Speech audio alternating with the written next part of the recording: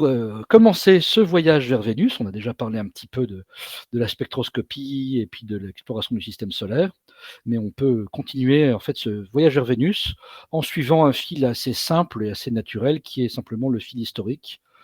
De quelle façon on en a appris de plus en plus sur cette planète Vénus, jusqu'à arriver à l'état des connaissances actuelles et quelles sont les questions qui restent à trancher et comment les missions spatiales envisagées pour la décennie suivante vont nous permettre d'apporter des réponses à ces questions d'une façon ou d'une autre. Alors là, j'essaie de passer à la page suivante, voilà. Donc première partie, un peu historique, comme je vous l'avais dit, Vénus avant la mission Vénus Express, qui va un peu me servir de pivot. La mission Vénus Express, c'est une mission européenne qui a décollé en 2006 et qui a opéré de 2006 à 2014 autour de Vénus, et qui fait un peu la charnière entre le passé et l'époque actuelle, et le futur qui nous attend après, donc pour la décennie 2030. Donc, d'un point de vue historique, alors voilà une photographie amateur, hein, c'est fait qu'un instrument relativement modeste ici, qui montre plusieurs choses intéressantes, notamment qu'il est parfaitement possible de faire de l'astronomie en plein jour, puisque cette photographie a donc été prise en plein jour. On voit le ciel et les nuages ici extrêmement bien. Et là, on devine sur cette image deux croissants, un croissant petit et qui brille de façon très intense, et un croissant beaucoup plus diffus et beaucoup plus grand. Vous les aurez reconnus, je pense, avec la légende de la photographie ici. Le grand croissant est un croissant de Lune, hein, on est pratiquement à une nouvelle Lune ici, et le petit croissant est le croissant de Vénus. Donc, alors cette image nous montre plein de choses intéressantes. Elle nous montre déjà que la Lune est un objet qui est quand même plutôt sombre par rapport à Vénus, puisqu'on devine à peine la brillance du croissant lunaire, alors que la brillance du croissant vénusien se détache extrêmement bien sur le fond du ciel. Elle montre aussi que ces deux objets sont éclairés finalement par la même source de lumière qui est le Soleil, et qui là est situé à gauche de l'image, hein. On voit donc les rayons du Soleil arriver de façon tangente à la fois sur la Lune et sur Vénus, qui sont alignés du point de vue de l'observateur terrestre qui a pris la photographie. Et enfin, on voit que Vénus n'est pas un point, Vénus est vraiment un petit croissant, donc il y a une taille apparente qu'on peut donc comparer à la taille du disque lunaire. Et là, on se rend compte de quelque chose qui est légèrement, enfin, on dirait un coup de malchance, c'est que Vénus est juste, quand elle est dans ces conditions d'observation ici assez favorables, Vénus est juste en dessous du seuil qui permettrait sa visibilité, on va dire, avec des détails à l'œil nu. Vénus serait un tout petit peu plus grande, ou on serait un tout petit peu plus près. Il serait possible par moment de distinguer que Vénus n'est pas un point, mais un petit disque, ou plutôt un petit croissant qui montre des phases exactement comme la Lune. Il se trouve que ce n'est pas le cas. Là, la résolution de l'œil humain est légèrement plus grande que l'image ici qui a été zoomée avec un instrument d'optique, évidemment. Et donc Vénus nous apparaît comme un point. Je vais dire hélas, parce que le voir visuellement serait tout à fait spectaculaire si nos yeux pouvaient le voir. Mais avec un grossissement très modeste, comme celui apporté par des jumelles, il est déjà normalement possible de voir que Vénus n'est pas un objet ponctuel, mais bien un petit disque qui présente des apparences différentes. Et ça, on va y revenir par la suite de cette conférence, justement. Alors, donc, du point de vue de l'œil humain sans instrument d'optique, le spectacle de Vénus dans le ciel ressemble à ce qui est montré ici, hein, sur un horizon tout à fait typique ici de ce qu'on peut avoir on va dire en France ou en Europe. Vous avez ici un crépuscule ou une aube, là l'image ne le précise pas, et dans le ciel, relativement proche de l'horizon, un objet extrêmement brillant, hein, le troisième plus brillant après le Soleil et la Lune dans le ciel de la Terre, c'est justement Vénus, et qui peut apparaître soit avant le lever du soleil, dire Vénus se lève dans ce cas-là au maximum 2 heures avant le lever du soleil, monte dans le ciel et après le soleil suit et le jour arrive et la visibilité de Vénus décroît fortement. Elle reste possible, comme on l'a vu sur l'image précédente, mais là il faut savoir où regarder et c'est beaucoup moins spectaculaire. Ou à l'inverse, juste après le coucher du soleil, et pour une période d'1 à 2 heures environ maximum, on voit un point très brillant sur l'horizon ouest se coucher progressivement. Et donc ces deux points, celui de l'aube ou celui du crépuscule, n'apparaissant jamais en même temps. C'est ou l'un ou l'autre, mais pas les deux. Alors, avant qu'on se rende compte qu'il s'agisse du même objet, certaines cultures, comme la culture antique grecque, avaient donné des noms différents à ces deux objets. Donc l'astre de l'aube s'appelait Phosphoros, qui veut dire porteur de lumière. Donc il annonce l'aube, en fait. Et celui du crépuscule s'appelle Hespéros, qui veut simplement dire soir, puisqu'on le voit le soir dans ce cas-là. Ces astres bougent dans le ciel au fur et à mesure.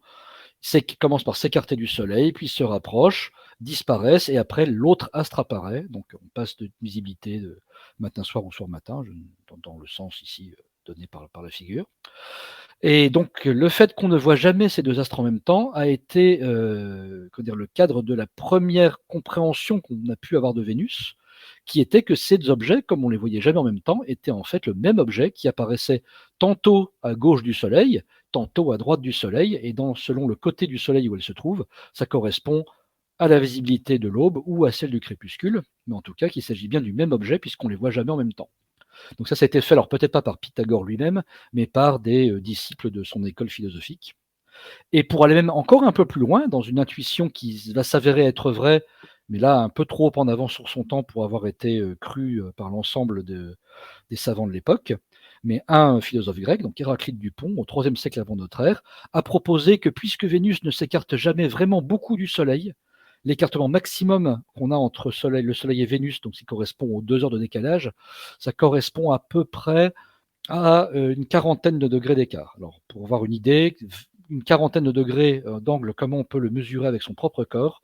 Si vous tendez la main à un bout de bras en écartant les doigts, ça correspond à un angle de 20 degrés. Et donc, ça correspond à 2 pleines mains écartées, au maximum entre le Soleil et Vénus. Ça, c'est quelque chose qui gêne encore l'observation de Vénus actuellement, parce que les télescopes les plus puissants redoutent énormément la lumière du Soleil, qui pourrait endommager l'instrument très facilement. Et pour ces télescopes très puissants, comme ceux qu'on peut trouver au Chili ou autres, viser Vénus, c'est quelque chose qui est considéré comme risqué parce que justement trop proche du Soleil. Donc on doit se contenter, entre guillemets, de télescopes souvent de catégorie un peu plus petite. Donc cette orbite héliocentrique, oui, de fait, Vénus tourne autour du Soleil, on le sait maintenant, mais à l'époque, cette proximité entre Vénus et le Soleil avait déjà fait suggérer l'idée que Vénus pouvait finalement tourner non pas autour de la Terre, mais directement autour du Soleil. Alors, on a beaucoup parlé des Grecs, mais Vénus étant un astre aussi visible et aussi spectaculaire dans le ciel, il est connu dans à peu près toutes les cultures qui se sont intéressées à l'astronomie, donc l'ensemble des cultures terrestres, puisque la contemplation du ciel est quelque chose d'assez universel. Dans la culture d'Extrême-Orient, on va dire dans la sphère culturelle d'Extrême-Orient, donc Chine, Corée, Japon, Vénus est associée à un des éléments, toutes les planètes ont associé un élément. Vénus est associée au métal, de par son caractère extrêmement brillant et réfléchissant, justement. En Inde, elle est associée à la divinité Shukra. Je ne pourrais pas vous dire à quelle position du panthéon indien ça correspond, enfin à quelle divinité du panthéon indien, quel rôle symbolique ça correspond. En Mésopotamie, un peu plus près de nous, Vénus a été nommée par la déesse Ishtar, qui se trouve de façon intéressante correspondre aussi dans le panthéon mésopotamien à la déesse de la fécondité, à une déesse de amour et fécondité, c'est-à-dire l'analogue à peu près direct d'Aphrodite chez les Grecs et de Vénus chez les Romains, qui est donc encore le nom qu'on donne à cette planète en Occident. Voilà. Autre point intéressant sur les Babyloniens, mais les Babyloniens font partie des peuples qui ont c'est un des berceaux de l'écriture, et en tout cas le plus ancien berceau de l'écriture. Et donc on a de nombreuses archives de tablettes cunéiformes, dont certaines remontant à moins 1600, donc on est à peu près à 3500 ans de distance avec le présent. Et bien ces tablettes cunéiformes montrent des relevés de position de Vénus dans le ciel, qui peuvent servir encore de nos jours à contraindre les éphémérides, parce que les mesures ont beau être assez peu précises, le fait qu'elles aient été effectuées si longtemps dans le passé, à une si grande distance de l'instant présent, permet vraiment de caler les mouvements orbitaux des planètes, en tout cas de Vénus et partant du reste du système solaire, avec une grande précision. Donc quelque part, le travail de ces astronomes babyloniens qui sont morts depuis plus de 3000 ans est encore utile à l'heure actuelle pour nous. Et enfin, pour faire finir un peu ce tour des différentes cultures qui se sont intéressées à Vénus, celle qui a probablement donné son importance la plus grande à Vénus, ce sont les Mayas, parce que les Mayas en ont fait carrément la base de leur calendrier. On a l'habitude, nous, des calendriers soit solaires comme le nôtre, donc où l'année est vraiment calée sur le soleil, soit lunaires comme le calendrier musulman, par exemple, qui compte plutôt les lunes et qui se décale progressivement par rapport au soleil. Il y a aussi des calendriers lunisolaires qui combinent un peu les deux aspects. Eh bien, dans le cas des Mayas, le calendrier était basé sur les cycles d'apparition, de disparition de Vénus, ici, avec donc Vénus en tant qu'étoile du matin, Vénus en tant qu'étoile du soir, avec une brève période où Vénus est en train de passer d'un bord à l'autre et devient invisible, elle se rapproche du Soleil trop pour qu'on puisse la voir. Et enfin, tout un passage où Vénus passe non pas devant le Soleil, mais derrière le Soleil, ça dure un peu plus longtemps. Et donc chacune de ces apparitions ou disparitions de Vénus servait finalement de repérage dans le temps à la culture maya, qui donnait donc à Vénus le nom de Chak'ek, dire la grande étoile, donc des cultures qui accordaient à Vénus une importance encore plus grande que ce qu'on peut faire par ailleurs. Je fais donc maintenant un bond dans le temps un peu plus vaste. On se retrouve directement maintenant au XVIIe siècle. En 1610, pourquoi? Parce qu'à l'œil nu, on ne peut pas tellement faire grand-chose, à part repérer la position d'un point qui bouge le matin ou le soir. On est assez vite bloqué dans notre connaissance de ce que peut être Vénus. Pour aller plus loin, il fallait des progrès techniques, notamment des progrès dans l'optique, et l'arrivée de la lunette astronomique par Galilée, qui est le premier à avoir pointé ses lunettes vers le ciel. C'est pas directement l'inventeur de la lunette, mais en tout cas c'est le premier à en avoir fait un usage astronomique, a pointé entre autres les différents objets du système solaire. Il a pointé la Lune et découvert que la Lune comportait des cratères, donc était de nature pierreuse comme la Terre. C'était dans ses carnets d'observation. Il a découvert les satellites de Jupiter avec sa lunette aussi et regardé leur mouvement autour de Jupiter, ce qui était un autre argument fort en vertu de l'héliocentrisme, comme je vais détailler un petit peu après. Et enfin, il a aussi pointé vers Vénus. Et en pointant vers Vénus, ce qu'on peut voir, c'est ici résumé par l'animation qui s'effectue ici, alors qui évidemment pas de Galilée, puisque les dates vont de 2004 ici à 2005, mais qui représente assez bien ce qu'on peut voir dans un télescope de faible puissance de Vénus au cours de ces différents mouvements par rapport à la Terre. Donc on voit ici nettement des phases, comme on l'a vu sur la toute première image qui a ouvert la conférence ici, des phases entre nouvelle Vénus, pleine Vénus, quartier, etc., conjointement à des variations de diamètre apparent. Ça nous change par rapport à la Lune. On a l'habitude dans le cas de la Lune d'avoir des variations très faibles de diamètre apparent, mais ça c'est attendu puisque la Lune tourne autour de la Terre et sa distance avec la Terre varie un peu, mais pas dans des proportions gigantesques, et donc le diamètre apparent de la Lune n'est pas extrêmement différent et en plus en général pas directement relié aux phases. Ici, dans le cas de Vénus, c'est vraiment toujours le même cycle qui apparaît, donc une nouvelle Vénus où on a un diamètre maximal et une pleine Vénus où le diamètre apparaît comme minimal. Alors ça, c'est assez difficile à expliquer si on considère que tout tourne autour de la Terre, à moins de supposer des mouvements un peu composés de planètes sur des orbites un peu multiples, ce qu'on appelait les épicycles, etc., ce qui avait été avancé comme façon de résoudre ce problème. Mais en regardant un petit peu ces variations et de phase de Vénus et de diamètre apparent, eh bien, l'explication la plus simple, elle figure ici sur l'autre schéma que je vous montre, les schémas statiques, c'est beaucoup plus simple de supposer que et Vénus et la Terre tournent autour du Soleil. Dans ce cas-là, on a naturellement la nouvelle Vénus qui apparaît lorsque Vénus est placée entre le Soleil et la Terre, autrement dit là où elle apparaît la plus proche et donc la plus grande. La pleine Vénus correspond au contraire au moment où Vénus est derrière le Soleil et donc apparaît la plus loin de nous et donc le plus petit. Et l'écartement maximal permet de donner la taille de l'orbite de Vénus par rapport à celle de la Terre et de voir que ça correspond à peu près à 70% de l'orbite de la Terre autour du Soleil. Donc cette élégance de l'explication héliocentrique fait partie des arguments, avec l'observation des satellites de Jupiter, qui ont fait basculer Galilée dans le camp héliocentrique, donc de mettre le Soleil au centre au moins du système solaire.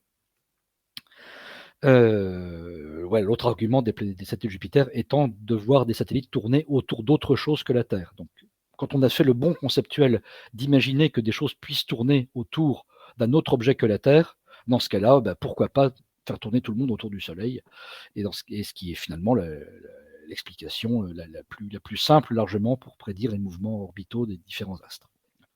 Donc Vénus a servi d'argument dans ce débat qui a un peu agité on va dire la Renaissance entre 15e, enfin entre 16e et 17e siècle, de Copernic à Galilée en gros. Alors en arrivant un peu plus tard dans l'historique ici, ce qu'on peut voir, je reviens sur l'image précédente parce qu'elle permet vraiment de voir ce qui se passe. Lorsque, alors les orbites sont pas exactement toutes dans le même plan des différentes planètes, donc de la même façon qu'on n'a pas une éclipse de lune à chaque pleine lune ou on n'a pas une éclipse de lune à chaque pleine lune et on n'a pas une éclipse de soleil à chaque nouvelle lune, de la même façon le disque de Vénus n'est parfois pas parfaitement aligné avec celui du Soleil et donc on n'a pas, on va dire, un passage de Vénus devant le Soleil à chaque fois qu'on a une nouvelle Vénus. Mais ça arrive comme de temps en temps. Et on a pu peu prédire, avec justement des éphémérides de plus en plus précis, entre autres apportés par l'unité astronomique et par les progrès théoriques qu'on a dans les orbites, par exemple par des gens comme Kepler, qui ont pu affiner les lois et montrer que les orbites ne sont pas des cercles mais des ellipses, qui ne sont pas parcourues à vitesse constante. Donc avec des meilleures théories de mécanique céleste, on a pu commencer à prévoir le moment précis où Vénus allait passer devant le Soleil. Et il se trouve que ces observations, donc elles ont été menées pour la première fois, je crois, par un certain Horrocks au XVIIe siècle, en 1630, qui a donc pu directement projeter l'image du Soleil sur une feuille de papier, puisque regarder le Soleil directement avec une lunette, c'est hors de question si vous voulez conserver vos yeux, hein, puisque déjà observer le Soleil à l'œil nu est extrêmement dangereux, mais avec un instrument d'optique, c'est encore pire.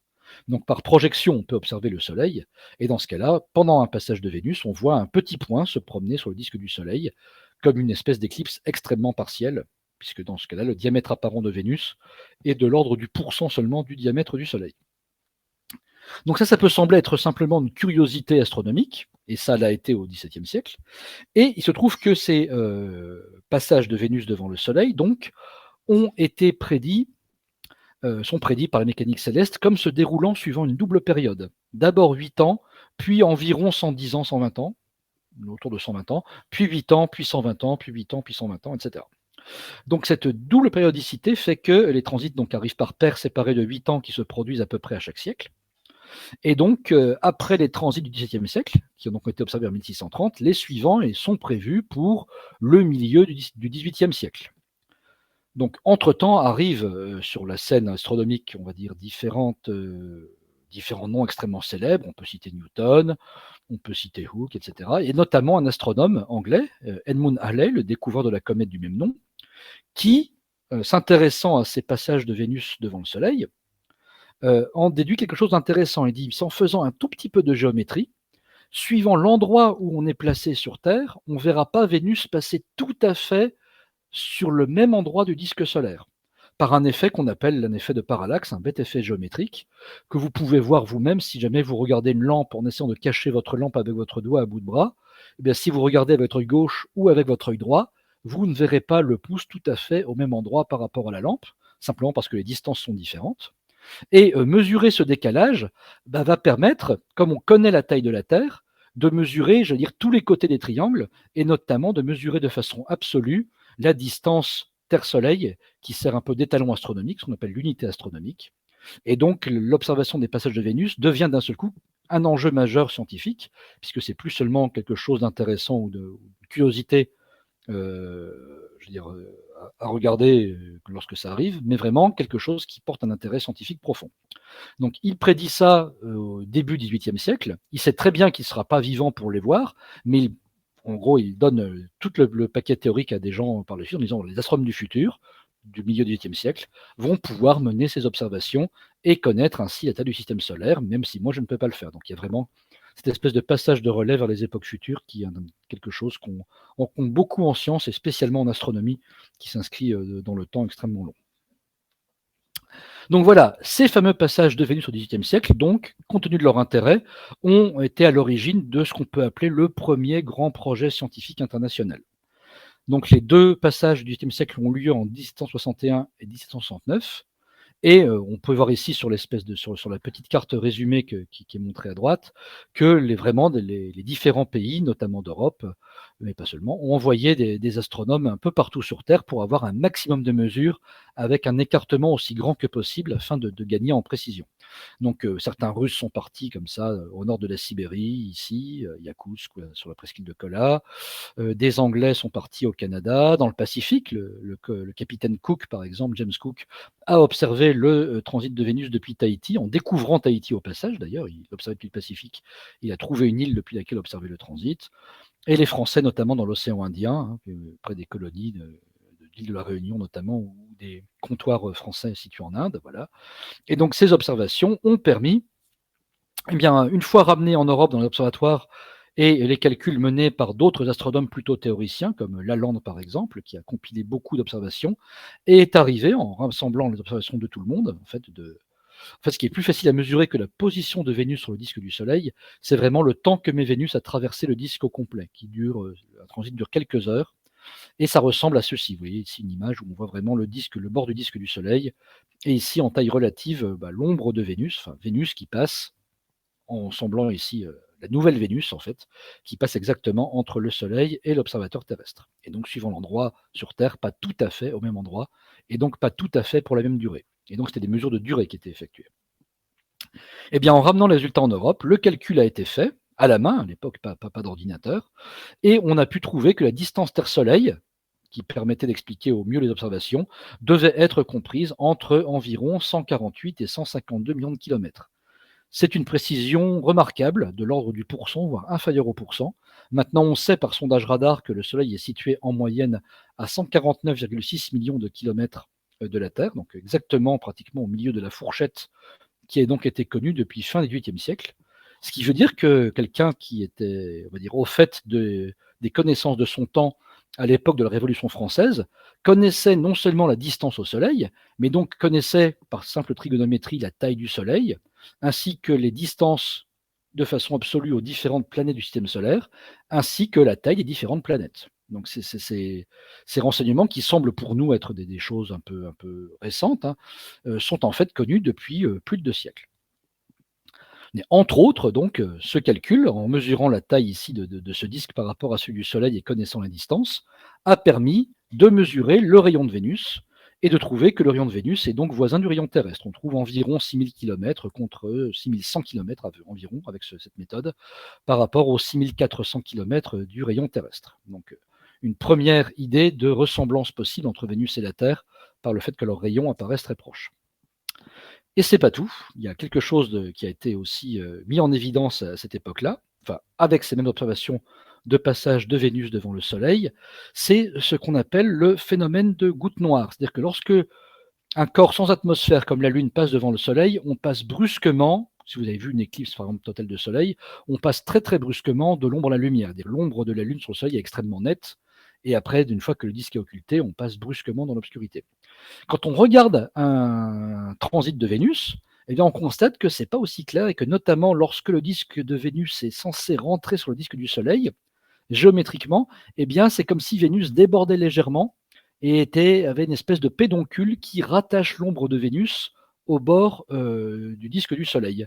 Un peu comme s'il y avait une espèce de goutte qui s'étalait entre Vénus et le Soleil. Alors c'est pour partie dû à l'optique de l'époque qui n'était pas forcément l'optique la plus au point, au sens, au sens propre du terme, enfin sens figuré du terme plutôt, mais c'est aussi dû, maintenant on le sait, au fait que Vénus n'est pas comme la Lune un corps sans atmosphère, mais comporte une enveloppe gazeuse qui est capable de dévier les rayons du Soleil et de produire des effets d'optique qui produisent ce phénomène de goutte noire. Et donc ça a été compris bien à peu près à la même époque, hein, ça a été compris dès le XVIIIe siècle par un astronome russe qui s'appelait Lomonosov et qui avait lui-même observé ce transit de Vénus et qui en avait déduit très justement que cet aspect un petit peu baveux du transit de Vénus sur le disque du Soleil était la preuve que Vénus possédait une atmosphère épaisse comme celle de la Terre.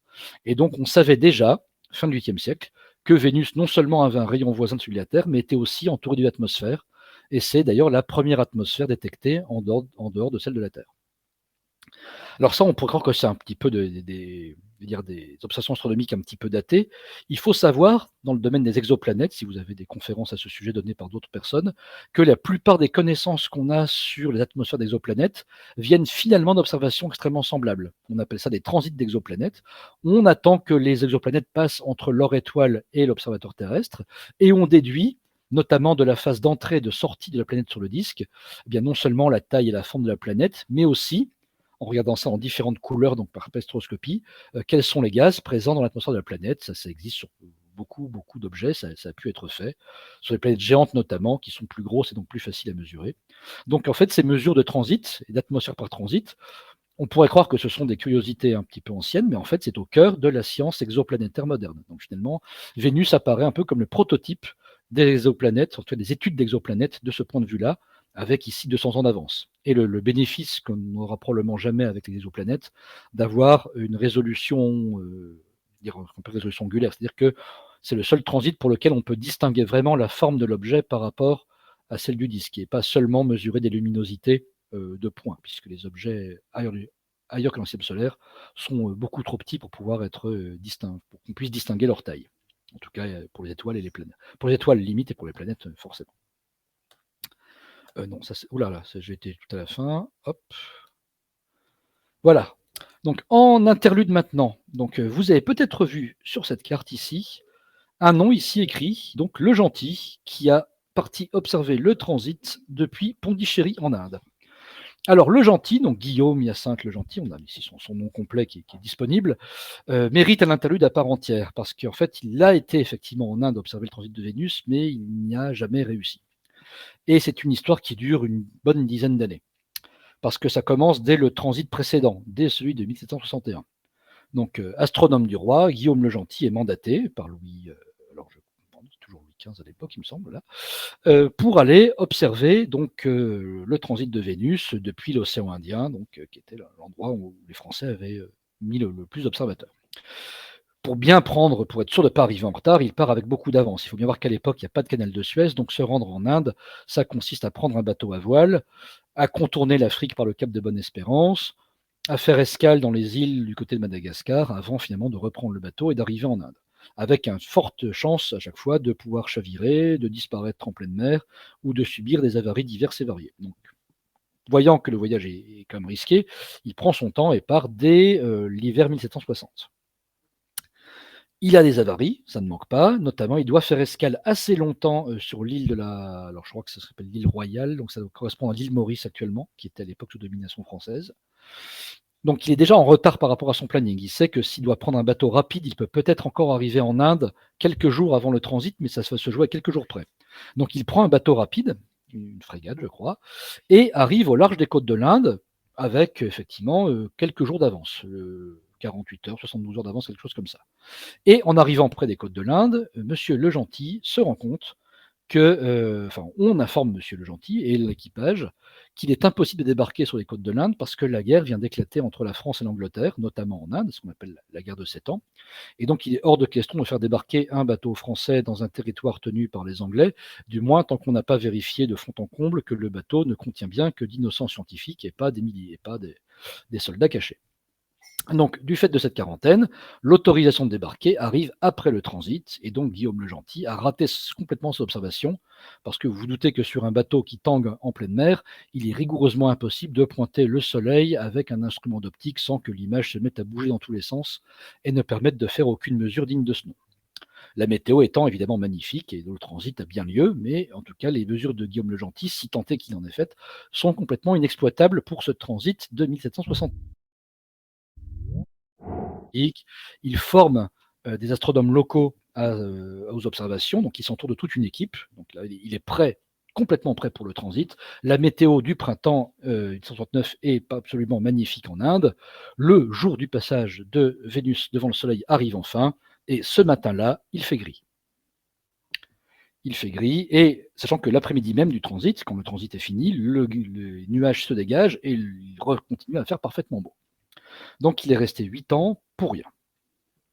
Alors là, il est vraiment extrêmement affecté par ça. Il met plusieurs mois à se remettre de ce qu'on appellerait maintenant un épisode dépressif. En plus, il est plus ou moins touché par des dysenteries tropicales. Donc, quand son état de santé est un petit peu remis, il reprend la route vers l'Europe parce qu'il est hors de question d'attendre le transit de 1880, qui sont les prochains, euh, après celui de 69, 1769. Donc là, il finit par rentrer, alors avec plusieurs problèmes de bateau. Donc il rentre avec un bateau portugais jusqu'à Lisbonne. De là, il fait la route jusqu'à Paris, où il rentre 10 ans après, enfin, il redonne signe de vie 10 ans après après être parti la première fois, et sachant qu'aucune des lettres qu'il prétend du moins avoir envoyées en Europe n'était arrivée à destination. Donc tout le monde le considérait disparu corps et biens, y compris sa femme qui s'est remariée et ses enfants qui viennent de se partager son héritage. Donc là, Guillaume le Gentil va essayer d'intenter un procès à ses héritiers pour récupérer, au moins récupérer ses biens. Pour le mariage, c'est probablement trop tard, mais en tout cas, pour ses biens, il compte bien prouver de façon légale qu'il est vivant et bel et bien vivant. Et donc, pour ce faire, il s'entoure d'un commis de justice, d'un avocat, qui va chercher ses économies déposées en Suisse. Les économies se font dérober sur la calèche du retour, donc il arrive mal défendu, on va dire, et Guillaume le Gentil rentre probablement dans l'histoire comme étant une des rares personnes à avoir perdu le procès qui servait à montrer qu'il était vivant. Alors, après une telle accumulation de malchance, le bruit de son histoire, l'histoire finit bien quand même, parce qu'après une telle accumulation de malchance, donc n'a pas manqué de faire sourire à la cour du roi, le roi finalement finit par entendre cette histoire et, ému par les tribulations de Monsieur le Gentil, décide de lui réaccorder une pension, de lui retrouver un siège à l'Académie des sciences, qu'il avait perdu puisqu'on pensait qu'il était mort. Peu après, Monsieur le Gentil récupère une partie de ses biens. En tout cas, le roi lui confie un domaine, je crois, et il finit par rencontrer une autre femme qu'il épouse et finit tranquillement son existence en tant qu'astronome jusque dans les années 1790, au début de la Révolution. Donc voilà, donc il finit paisiblement ses jours en pouvant écrire un compte-rendu de ses aventures ici, dont on voit par exemple la première page juste à côté d'un portrait d'époque. Voilà. Donc, alors pourquoi parler de Monsieur le Gentil, à part parce que cette histoire est extrêmement amusante à raconter et je l'espère à entendre. Eh bien, c'est parce qu'elle nous montre que finalement, de toutes les personnes qui ont été, tous les astronomes qui sont partis aux confins du monde observer le passage de Vénus, le nom qui est le plus connu maintenant, celui de Guillaume le Gentil, est celui de la seule personne qui n'a pas réussi à observer ce passage de Vénus devant le Soleil, ce qui montre que parfois les échecs restent dans l'histoire davantage que les réussites. Donc, une petite leçon à méditer. Voilà. Donc, je reprends le fil de l'observation, enfin de l'histoire de nos connaissances sur Vénus. Alors, il faut voir que lorsqu'on observe Vénus avec un télescope en lumière visible, le spectacle, je ne vous le cache pas, moi-même qui ai beaucoup cette planète pourtant, que le spectacle est souvent extrêmement décevant. On voit un disque avec des phases, sans aucun détail. C'est pas comme sur Mars où on voit des calottes polaires, des nuances de surface. Quand on observe Jupiter ou Saturne, sur Saturne, il y a des anneaux magnifiques. Sur Jupiter, on voit les bandes nuageuses, etc. Donc, il y a des choses à regarder sur le disque, on va dire. Dans le cas de Vénus, il n'y a pas grand-chose à se mettre sous la dent, il faut l'avouer. On voit un disque avec peut-être des légères nuances de couleurs. Là, on le voit ici dans l'espèce de photographie qui est donnée ici. Ce qui n'a pas empêché certains astronomes, probablement emportés par leur propre souhait de voir des choses sur Vénus, de dresser des mapmondes de Vénus. Donc vous avez ici une carte établie par un astronome italien qui s'appelle Bianchini et qui prétend avoir vu que si, en regardant bien, on voit des zones un peu plus sombres à cet endroit-là sur Vénus, avec des zones un peu sombres au niveau des pôles, les zones claires au niveau des moyennes latitudes, et donc les zones foncées, c'est des mers, et puis les zones claires, c'est des continents, un petit peu comme sur la Lune, etc. Donc d'essayer de faire de la géographie vénusienne en regardant le disque de Vénus. C'est probablement pour une bonne part des illusions d'optique. Pas complètement. On verra sur des images contemporaines de Vénus que oui, si on regarde d'un peu loin, ça peut ressembler un peu à cette map monde, qui date du XVIIIe siècle aussi. Alors, dans la série des illusions d'optique, une autre illusion qui était fréquente à l'époque et qui était liée au défaut des optiques, des lunettes qui étaient principalement utilisées à l'époque pour avoir des grossissements importants et pour distinguer les détails sur les disques, c'est des stries qui apparaissent sur les disques des planètes et qui font penser à des canaux. Donc Mars notamment a été quelque part victime de cette volonté, de ce désir de voir des canaux à sa surface, par Percival Lowell notamment. Le même Percival Lowell a regardé Vénus et a prétendu aussi voir des canaux de Vénus. Et voici donc une carte des canaux de Vénus, telle que vue par les astronomes à la fin du XIXe siècle. Enfin, telle que les astronomes du XIXe siècle ont cru déceler sur le disque de Vénus. Évidemment, c'est une illusion d'optique, comme c'était le cas pour Mars. Alors, autre problème ou autre difficulté causée par cette absence de détails sur le disque de Vénus, c'est que contrairement aux autres planètes, où il suffit d'attendre que les mêmes motifs repassent à plusieurs intervalles de temps et permettent de mesurer la période de rotation, donc la durée du jour sur chacune de ces planètes. C'est assez facile à faire pour Mars, on trouve 24 h 30 minutes. C'est assez facile à faire pour Jupiter, avec notamment la tache rouge. Dans ce cas-là, on trouve une période qui est très très courte, de l'ordre de la dizaine d'heures seulement. Dans le cas de Vénus, estimer quand Vénus a fait un tour complet, quand il n'y a pas de détails à la surface, c'est extrêmement compliqué et les différentes estimations des astronomes, y compris d'astronomes très qualifiés, on parle ici de gens comme, de personnes comme Cassini, qui était quand même je veux dire, directeur de l'Observatoire de Paris de père en fils, Camille Flammarion, un grand créateur, un grand pionnier de l'astronomie populaire, de Bianchini, celui de la map monde ici, qui ont des estimations aussi différentes que de 23 heures jusqu'à 24 jours et 8 heures. Le plus long étant probablement Schiaparelli, qui a aussi quelqu'un qui a cru voir des canaux sur les planètes, et qui lui a émis une hypothèse qui était physiquement intéressante, qui est de dire que de la même façon que la Lune montre toujours la même face à la Terre parce que son orbite est relativement proche de la Terre, et donc les forces de marée ont été assez importantes pour permettre à la Lune de montrer toujours la même face à la Terre, eh bien on peut supposer que Vénus étant proche du Soleil, elle montre toujours la même face au Soleil, et dans ce cas-là, on aurait un jour vénusien égale une année vénusienne, autour donc de 221 jours. Alors, ce n'est pas tout à fait le cas, le jour vénusien n'est pas de cette durée-là, mais c'est de loin l'estimation la plus raisonnable, et il y a probablement une partie de l'explication des forces de marée de la Lune, du Soleil sur Vénus, pardon, qui est probablement qui avait été suspecté par Schiaparelli et qui joue vraiment un rôle dans la rotation de Vénus, dont on verra plus tard qu'elle est effectivement extrêmement lente. Alors ça, c'est dans le domaine visible, qui était le seul accessible tant qu'on regarde avec nos yeux.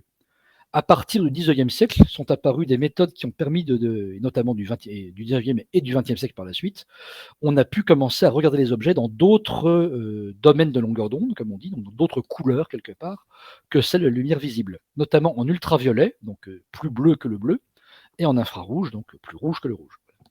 En ultraviolet, donc dans les années 1920, on a pu détecter que le disque vénusien avait des contrastes beaucoup plus marqués. Je montrerai par la suite des images en ultraviolet qui vont vous montrer, qui vont être assez spectaculaires et montrer que là, on peut vraiment regarder les nuages de Vénus et commencer à mesurer des choses utiles avec. En infrarouge, on a pu faire. Alors, l'infrarouge est un domaine assez riche d'informations d'un point de vue astrophysique, parce que c'est là que se trouvent les absorptions, donc on va dire les couleurs typiques des molécules, notamment des petites molécules comme les molécules gazeuses, notamment celles de la vapeur d'eau ou aussi du dioxyde de carbone. Donc le dioxyde de carbone se détecte très bien par spectroscopie infrarouge, et il se trouve que sur Vénus, les premières spectroscopies infrarouges de Vénus, menées dans les années 1930, ont montré de façon non ambiguë que l'atmosphère de Vénus était extrêmement riche en dioxyde de carbone. Et là aussi, c'est la première mesure de composition d'une atmosphère autre que celle de la Terre. Vénus sert toujours un petit peu de premier pas hors de la Terre, du fait de sa proximité et de sa ressemblance finalement à notre planète aussi. Alors, si on fait un point sur tout ça, puisqu'on est déjà arrivé début XXe siècle, donc Vénus avant 1960, qu'est-ce qu'on sait, qu'est-ce qu'on ne sait pas? Alors, ce qu'on connaît depuis l'époque des transits, c'est l'orbite de Vénus, son diamètre, donc à peu près égal à celui de la Terre.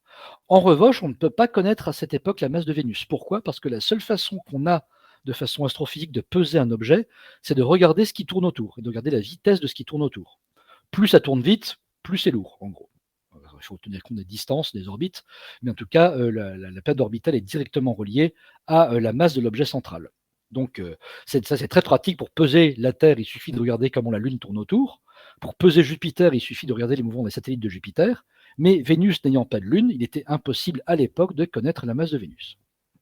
Alors, on sait qu'il y a une atmosphère, ça je l'ai expliqué, elle est extrêmement nuageuse puisqu'on ne voit pas du tout la surface, et elle est riche en dioxyde de carbone, comme l'ont montré la spectroscopie des années 1930. Voilà. Alors, pour la rotation, grâce aux mesures ultraviolettes, on a pu voir que les nuages revenaient régulièrement, à peu près les mêmes nuages, revenaient environ tous les 4 jours. Donc, on a envie de dire, si les nuages tournent en 4 jours, c'est que la planète tourne aussi en 4 jours en dessous, puisqu'on sait notamment sur Terre que la météorologie, les nuages sont embarqués par la rotation de la planète et qu'ils ne tournent pas différemment de la planète en dessous. Donc, si on croit les nuages, Vénus tourne en 4 jours sur elle-même. En revanche, dès la fin de la Seconde Guerre mondiale, on a pu tourner les radars qui étaient utilisés pour les détections d'avions et de bombardiers vers les objets astronomiques, donc notamment vers les planètes et vers Vénus, de façon un peu semblable aux lunettes qui ont d'abord été les lunettes de vue ont d'abord été réservées aux militaires avant d'être utilisées en astronomie par Galilée. Donc c'est donc un transfert de technologie, on va dire, du militaire vers l'astronomie. Donc après les lunettes astronomiques au XVIIe siècle, le radar au XXe siècle. Et quand on mesure au radar, on peut distinguer les détails au radar à la surface de Vénus depuis la Terre. Et dans ce cas-là, on voit les mêmes détails à la surface revenir non pas tous les 4 jours, mais tous les 243 jours. Et donc il y avait un débat à l'époque qui faisait rage entre les partisans d'une rotation rapide, qui disaient que le radar se plantait, et les partisans d'une rotation lente, qui disaient que ceux qui regardaient les nuages se plantaient. Et là, pour trancher, il a fallu probablement aller un peu plus loin, et notamment visiter Vénus de plus près, ce qu'on va détailler par la suite. Autre débat qui faisait rage à l'époque, c'était celui des mesures de température sur Vénus. Les différents domaines de longueur d'onde, les différentes couleurs, si on veut, qui permettent non seulement de mesurer la composition, mais aussi la température des objets. On sait qu'avec une caméra infrarouge, on voit bien les objets chauds, par exemple. Eh bien, les mesures infrarouges dictaient une température plutôt faible à Vénus, disaient que Vénus n'était pas tellement plus chaude que la Terre, en tout cas dans les couches atmosphériques qu'on pouvait voir, qui sont celles d'où viennent les infrarouges, on était dans des zones plutôt froides. À l'inverse, le domaine micro-ondes, qu'on pouvait observer avec des antennes ressemblant à celles des radars, quand on mesurait Vénus dans le domaine micro-ondes, on trouvait que Vénus était plutôt chaude, et même vraiment chaude, avec des températures d'ordre de 400 degrés, telles que mesurées par les micro-ondes. Et là aussi, désaccord entre les personnes pour savoir lequel des deux se plantait, entre les froids et les chauds, ou plutôt, qu'est-ce qui était mesuré dans les deux cas. C'était un débat plus intéressant. Qu'est-ce qu'on mesure exactement en infrarouge? Qu'est-ce qu'on mesure exactement en micro-ondes? Maintenant, on sait que finalement les deux ont quelque part raison. Simplement, ils ne mesuraient pas la température au même endroit. Donc ça, c'était les connaissances. Après, l'imagination s'en mêle. Compte tenu de ce qu'on sait, on essaie d'extrapoler pour avoir une image complète de la planète. Donc les nuages sont probablement, à l'époque, on l'imagine, faits de gouttelettes d'eau, ce qui colle à peu près avec les températures qu'on mesure en infrarouge. Donc sous ces nuages constitués de gouttelettes d'eau comme sur Terre, on imagine une surface. Des calculs qui tiennent compte du fait que quand même Vénus est plus proche du Soleil que la Terre et donc 2 fois plus éclairée par le Soleil que ne l'est la Terre, doit être un peu plus chaude que la Terre quand même, notamment parce qu'on sait déjà à l'époque que le dioxyde de carbone qui est très présent est un excellent gaz à effet de serre, donc renforce encore les températures. Donc on s'attend à trouver une surface chaude, plus que celle de la Terre, mais très humide, donc on s'attend à trouver un milieu chaud et humide, donc une espèce de jungle, voire des océans d'eau à la surface. Pour expliquer la présence des nuages d'eau, il fallait un réservoir à la surface qui contienne cette eau, et donc des océans d'eau. Et étant donné la richesse en CO2 de l'atmosphère, on imagine des océans d'eau pétillante, donc d'eau avec du CO2 dissous dedans, des océans de Perrier chaud. Donc Vénus était à l'époque probablement l'objet le plus populaire en science-fiction parce que celui qui semblait le plus habitable après la Terre, largement même devant Mars, qui semblait déjà un peu aride et un peu petite pour être semblable à la Terre vraiment. Donc si on achetait à l'époque dans les gares des romans de science-fiction peu chers, comme on pouvait en trouver à l'époque, on arrive assez facilement, on trouve encore des ouvrages tels que celui-ci où vous voyez un fier explorateur terrestre qui salue pour la première fois une famille vénusienne avec ici donc un espèce de batracien adapté au climat chaud de Vénus, avec sa famille et sa maison située juste derrière. Donc voilà ce qui pouvait nourrir l'imagination des scientifiques et des amateurs de science-fiction dans les années 1940. Ça, c'est un ouvrage des années 40 à peu près. Je ne vous cache pas qu'ils ont été assez déçus par ce qu'on a appris par la suite. Donc voilà à peu près l'image qu'on en avait, hein, ça je vous ai expliqué un petit peu. Donc on estimait de l'ordre de 40 degrés à la surface, des nuages ici, avec une température assez froide en haut, donnée par les infrarouges à moins 70 degrés. Et donc on imaginait la température évoluer comme ça avec l'altitude, des nuages, et juste en dessous des nuages, de l'eau et une végétation. Voilà.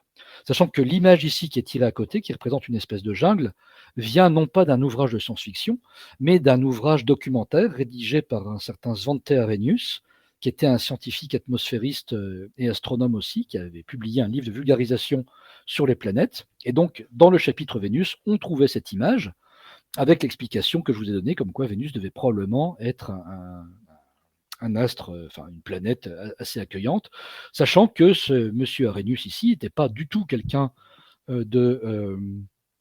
n'était pas un rigolo, quelque part, entre guillemets, puisque c'est quand même le découvreur du phénomène d'effet de serre. Et le premier à avoir estimé ce qu'il se passerait sur Terre si on brûlait tout le charbon, et d'estimer à ce titre une hausse de la température de la Terre de l'ordre de quelques degrés, en faisant le calcul à la main, ce qui est quand même remarquable sans ordinateur de tomber sur le bon ordre de grandeur. Donc c'est un vrai scientifique.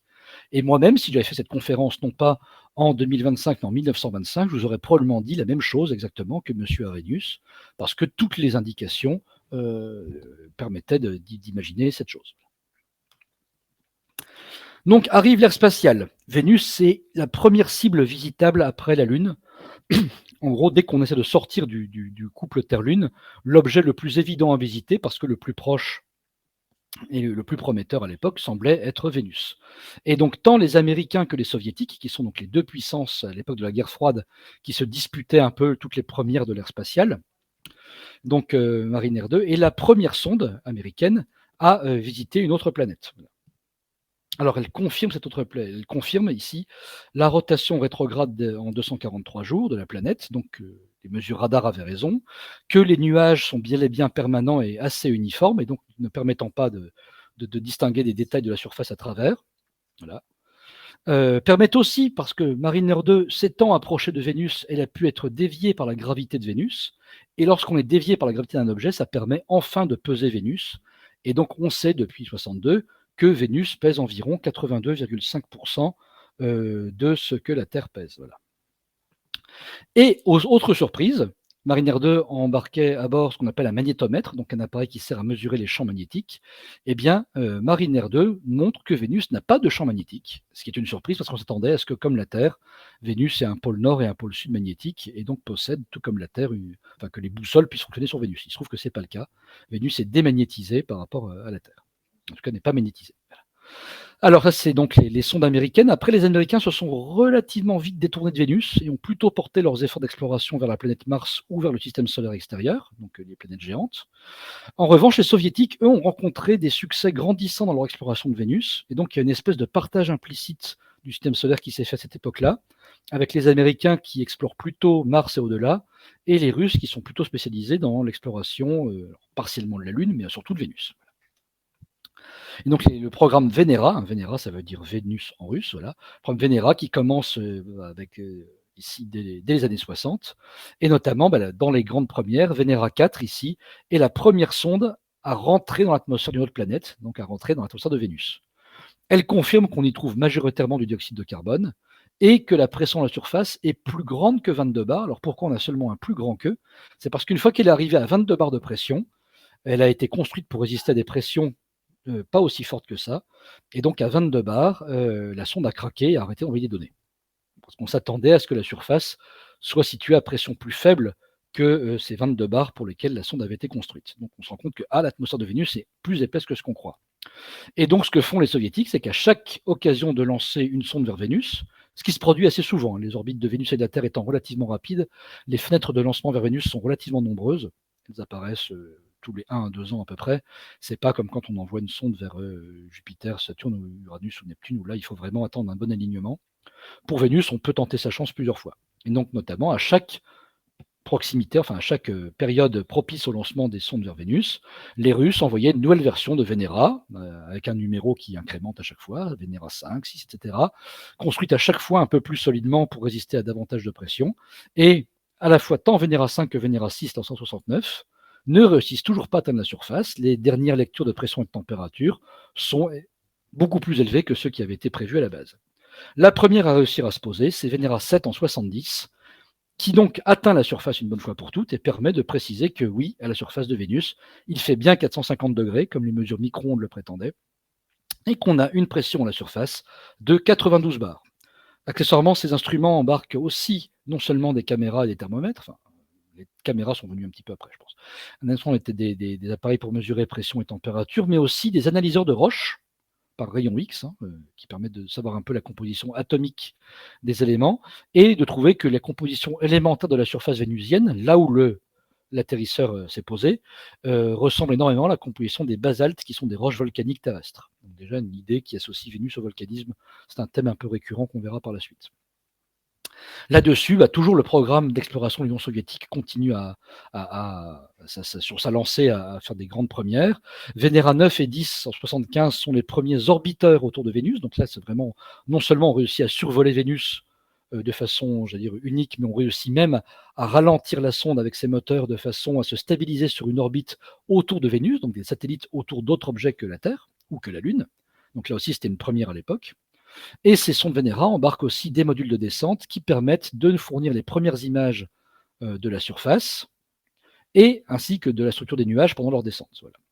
Là-dessus, les Américains essaient comme de reprendre la main et envoient en 78 la mission Pioneer Venus, après les missions Pioneer du système solaire extérieur, qui comporte 4 sondes de descente différentes et un orbiteur qui a pu fonctionner de 78 à 92, qui reste à ce jour encore la mission la plus longue à avoir opéré autour de Vénus, et une mission qui embarque une pléthore d'instruments. 17 instruments, ça semble colossal pour les standards actuels, mais ça a vraiment permis de mesurer Vénus sous toutes les coutures pendant les années 1980.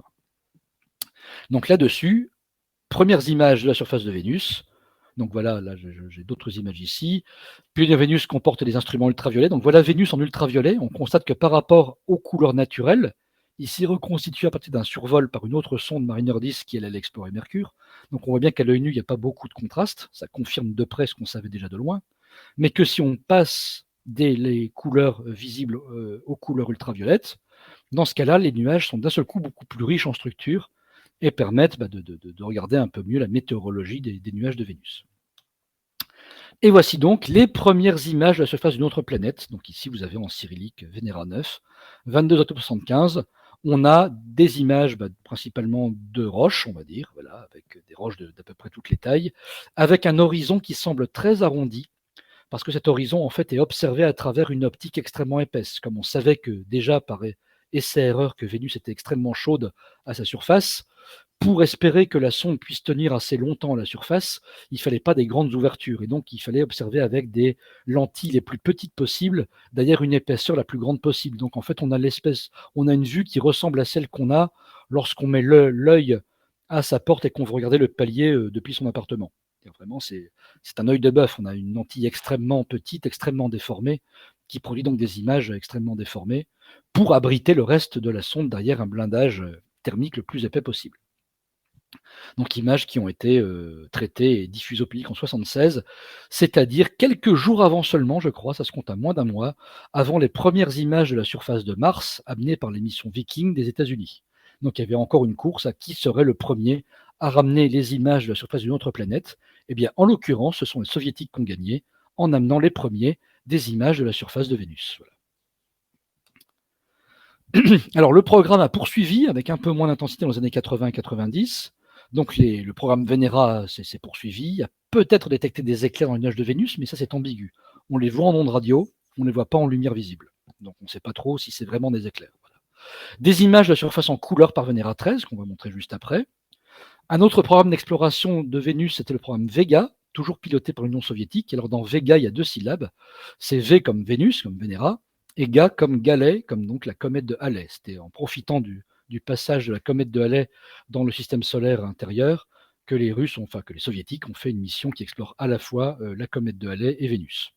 Ces missions donc embarquaient non seulement des atterrisseurs, mais également des ballons remplis probablement d'azote, qui est plus léger que l'atmosphère vénusienne et qui est donc un gaz porteur. Et ces ballons, donc, ont pu voler et ont volé pendant plusieurs jours dans les nuages de Vénus en faisant des mesures de pression, de température, de vent, etc. C'est toujours à ce jour les seuls ballons à avoir volé dans une atmosphère autre que celle de la Terre. Sur Mars, il y a eu des petits hélicoptères, mais dans le cas de Vénus, il y a eu des ballons. Et c'est à ce jour les seuls à être sortis de l'atmosphère terrestre. Enfin, en tout cas, à avoir volé ailleurs que dans l'atmosphère terrestre. Donc Vénus, encore une fois, le terrain d'une grande première.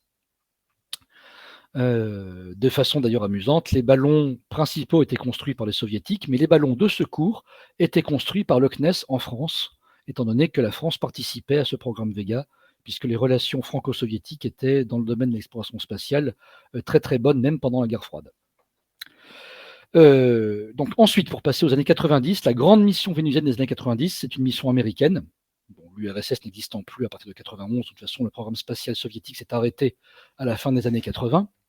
Et donc les Américains ont repris la main dans les années 90 avec une sonde qui s'appelait Magellan et qui était principalement un radar. C'était le seul instrument à bord, était un radar. Et ce radar a permis donc de percer les nuages de Vénus, qui sont transparents dans le radar, et ainsi de cartographier 95% de la surface vénusienne à la fin de la mission en 1994. Alors la résolution n'est pas terrible. Les pixels font 100 mètres de côté. Si vous comparez aux photos qu'on a maintenant par Google Maps ou quand on regarde les photos satellites, avec 100 mètres, on ne voit pas grand-chose. Avec 100 mètres, on verrait seulement les plus grosses des rivières. On ne verrait pas les rivières, même des rivières comme la Loire ou la Seine, avec 100 mètres, seraient à peine distinguables en largeur. Il y a plein de phénomènes géologiques qu'on rate avec une résolution de 100 mètres. On ne voit pas les dunes, etc., etc. Ça permet de voir les massifs montagneux, ça permet de voir les structures à grande échelle, mais on rate quand même pas mal de géologie par rapport à ce qu'il est possible de faire à plus haute résolution. Et ce qu'on fait sur Mars. Sur Mars, on a maintenant des résolutions qui, par endroits, sont inférieures au mètre, et voire on a même directement des rovers à la surface pour voir les choses à plus petite échelle. Et enfin, Vénus a été quand même observée, même s'il n'y a pas eu de mission dédiée depuis les années 90, en tout cas avant Vénus Express en 2006, par des sondes qui profitaient de la présence de Vénus pour avoir un coup de fouet gravitationnel afin de leur permettre d'atteindre plus vite leur cible. Donc pour Galileo, c'était Jupiter, et donc Galileo a survolé Vénus et a pu prendre des images en infrarouge du côté nuit de la planète, qui ont été assez intéressantes, on les reverra après. Et la mission Cassini a fait de même. En route vers Saturne, elle a survolé Vénus à la fin des années 1990. Donc voilà ici quelques images. Là, on a donc Vénus par onde radio. Là, on a Vénus donc vue par infrarouge, où on voit des nuages, mais qui ne sont pas tout à fait les mêmes nuages que ceux qu'on voit en ultraviolet. En fait, en ultraviolet, on voit les nuages du dessus. Et en infrarouge, on voit les nuages du dessous, parce que la source de lumière infrarouge, c'est vraiment l'atmosphère profonde et la surface qui sont très très chaudes et qui brillent à travers les nuages, et donc principalement les nuages du bas, plutôt que les nuages du haut. Et enfin, dans le petit encart ici en bas, vous voyez la seule image en couleur dont on dispose de la surface de Vénus, faite par une sonde Venera, avec ici le bord dentelé correspond au bord de l'atterrisseur. Ici, différents graviers, ici colorés avec une teinte légèrement jaunâtre, et l'espèce de petit drapeau qui dépasse est en fait une mire de calibration pour réussir à reconstituer de façon aussi fidèle que possible les couleurs, en ayant un étalon rouge, blanc, bleu ou rouge, vert, bleu, de façon à essayer de reproduire les couleurs naturelles. Là, on voit que le calibrage pourrait probablement être amélioré, étant donné la somme de couleurs qui dépasse. Voilà, alors, on avait déjà deviné qu'avec des conditions pareilles, la surface est très hostile. Même les atterrisseurs soviétiques ont duré au maximum 1 heure à la surface de Vénus. Pour vous donner un peu concrètement une idée de l'hostilité de cette planète et du fait qu'il est beaucoup plus facile d'aller explorer Mars, et c'est probablement ce qui s'est passé par la suite, les efforts des agences spatiales ont été vers des objets à la fois plus prometteurs d'un point de vue biologique et plus faciles d'accès. Mais l'atmosphère de Vénus, par exemple, est tellement dense et épaisse à la surface que si vous lâchez un astronaute, ici le malheureux Thomas Pesquet, d'une certaine hauteur, il va finir par se stabiliser dans sa chute à une vitesse de seulement 30 km/h.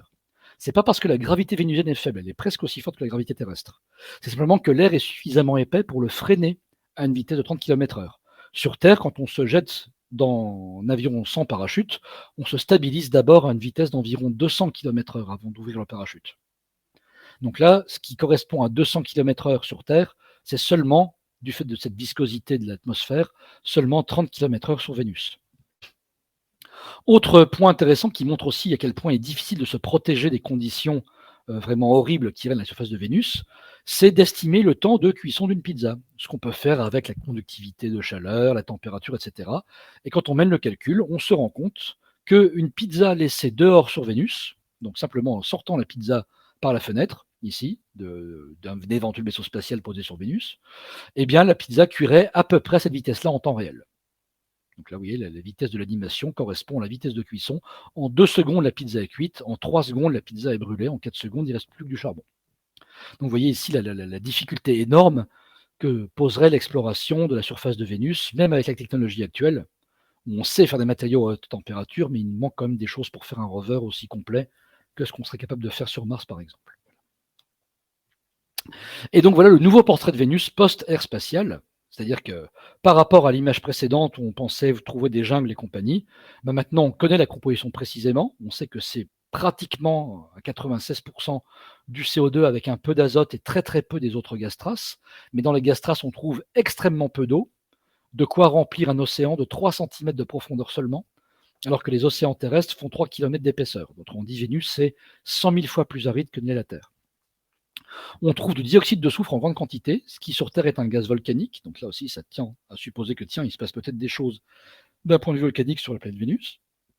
Donc une température de surface colossalement haute, 470 degrés en moyenne. Alors n'espérez pas trouver du répit au niveau des pôles ou dans la nuit. L'atmosphère est tellement épaisse que la nuit a à peine le temps de se refroidir et il fait seulement quelques degrés de moins à la fin de la nuit par rapport à la pleine journée. Ça baisse de peut-être 4 ou 5 degrés à la surface, mais pas beaucoup plus. De même, inutile d'aller chercher la fraîcheur au niveau des pôles. L'atmosphère redistribue extrêmement bien la chaleur, et au niveau des pôles, pareil, il fait que quelques degrés de moins comparé à ce qu'on a au niveau de l'équateur. Non, la seule façon de trouver une relative fraîcheur sur Vénus, c'est de monter en altitude. Sur Terre, on sait qu'on perd 6 degrés par kilomètre quand on monte en altitude. Sur Vénus, du fait de l'aridité, le contraste est plus marqué, et on perd environ 10 degrés par kilomètre, ce qui suffit au bout d'un moment. Donc, au haut des plus hautes montagnes de Vénus, il fait plus que 350 degrés, puisqu'elles font à peu près 10 km comme sur Terre. Mais au niveau des nuages, qui sont situés à 50 km d'altitude, eh bien, on a perdu à peu près 500 degrés par rapport à la surface, ce qui nous ramène à des températures relativement confortables, autour de 0, 20 degrés, etc. Donc les températures habitables existent sur Vénus, mais elles sont non pas à la surface, mais suspendues dans l'air, au beau milieu de nuages. Là, on peut dire, ok, c'est gagné, on a des nuages, donc on a des liquides, on a des conditions sympathiques de pression. La pression terrestre ici correspond à 1 bar dans les nuages, avec une température proche de celle qu'on a sur Terre, donc on pense qu'on a tout gagné le jackpot. Seulement, ces nuages, maintenant on le sait, ne sont pas constitués d'eau, mais sont constitués d'acide sulfurique concentré, qui est donc extrêmement hostile pour mener une chimie organique complexe. C'est possible par certains côtés, mais c'est en tout cas, s'il y en a une, elle est assez différente et probablement plus difficile à mener que celle qu'on peut connaître dans l'eau sur Terre. Alors voilà, je vais passer un peu plus vite ici parce que c'est des détails peut-être un peu techniques.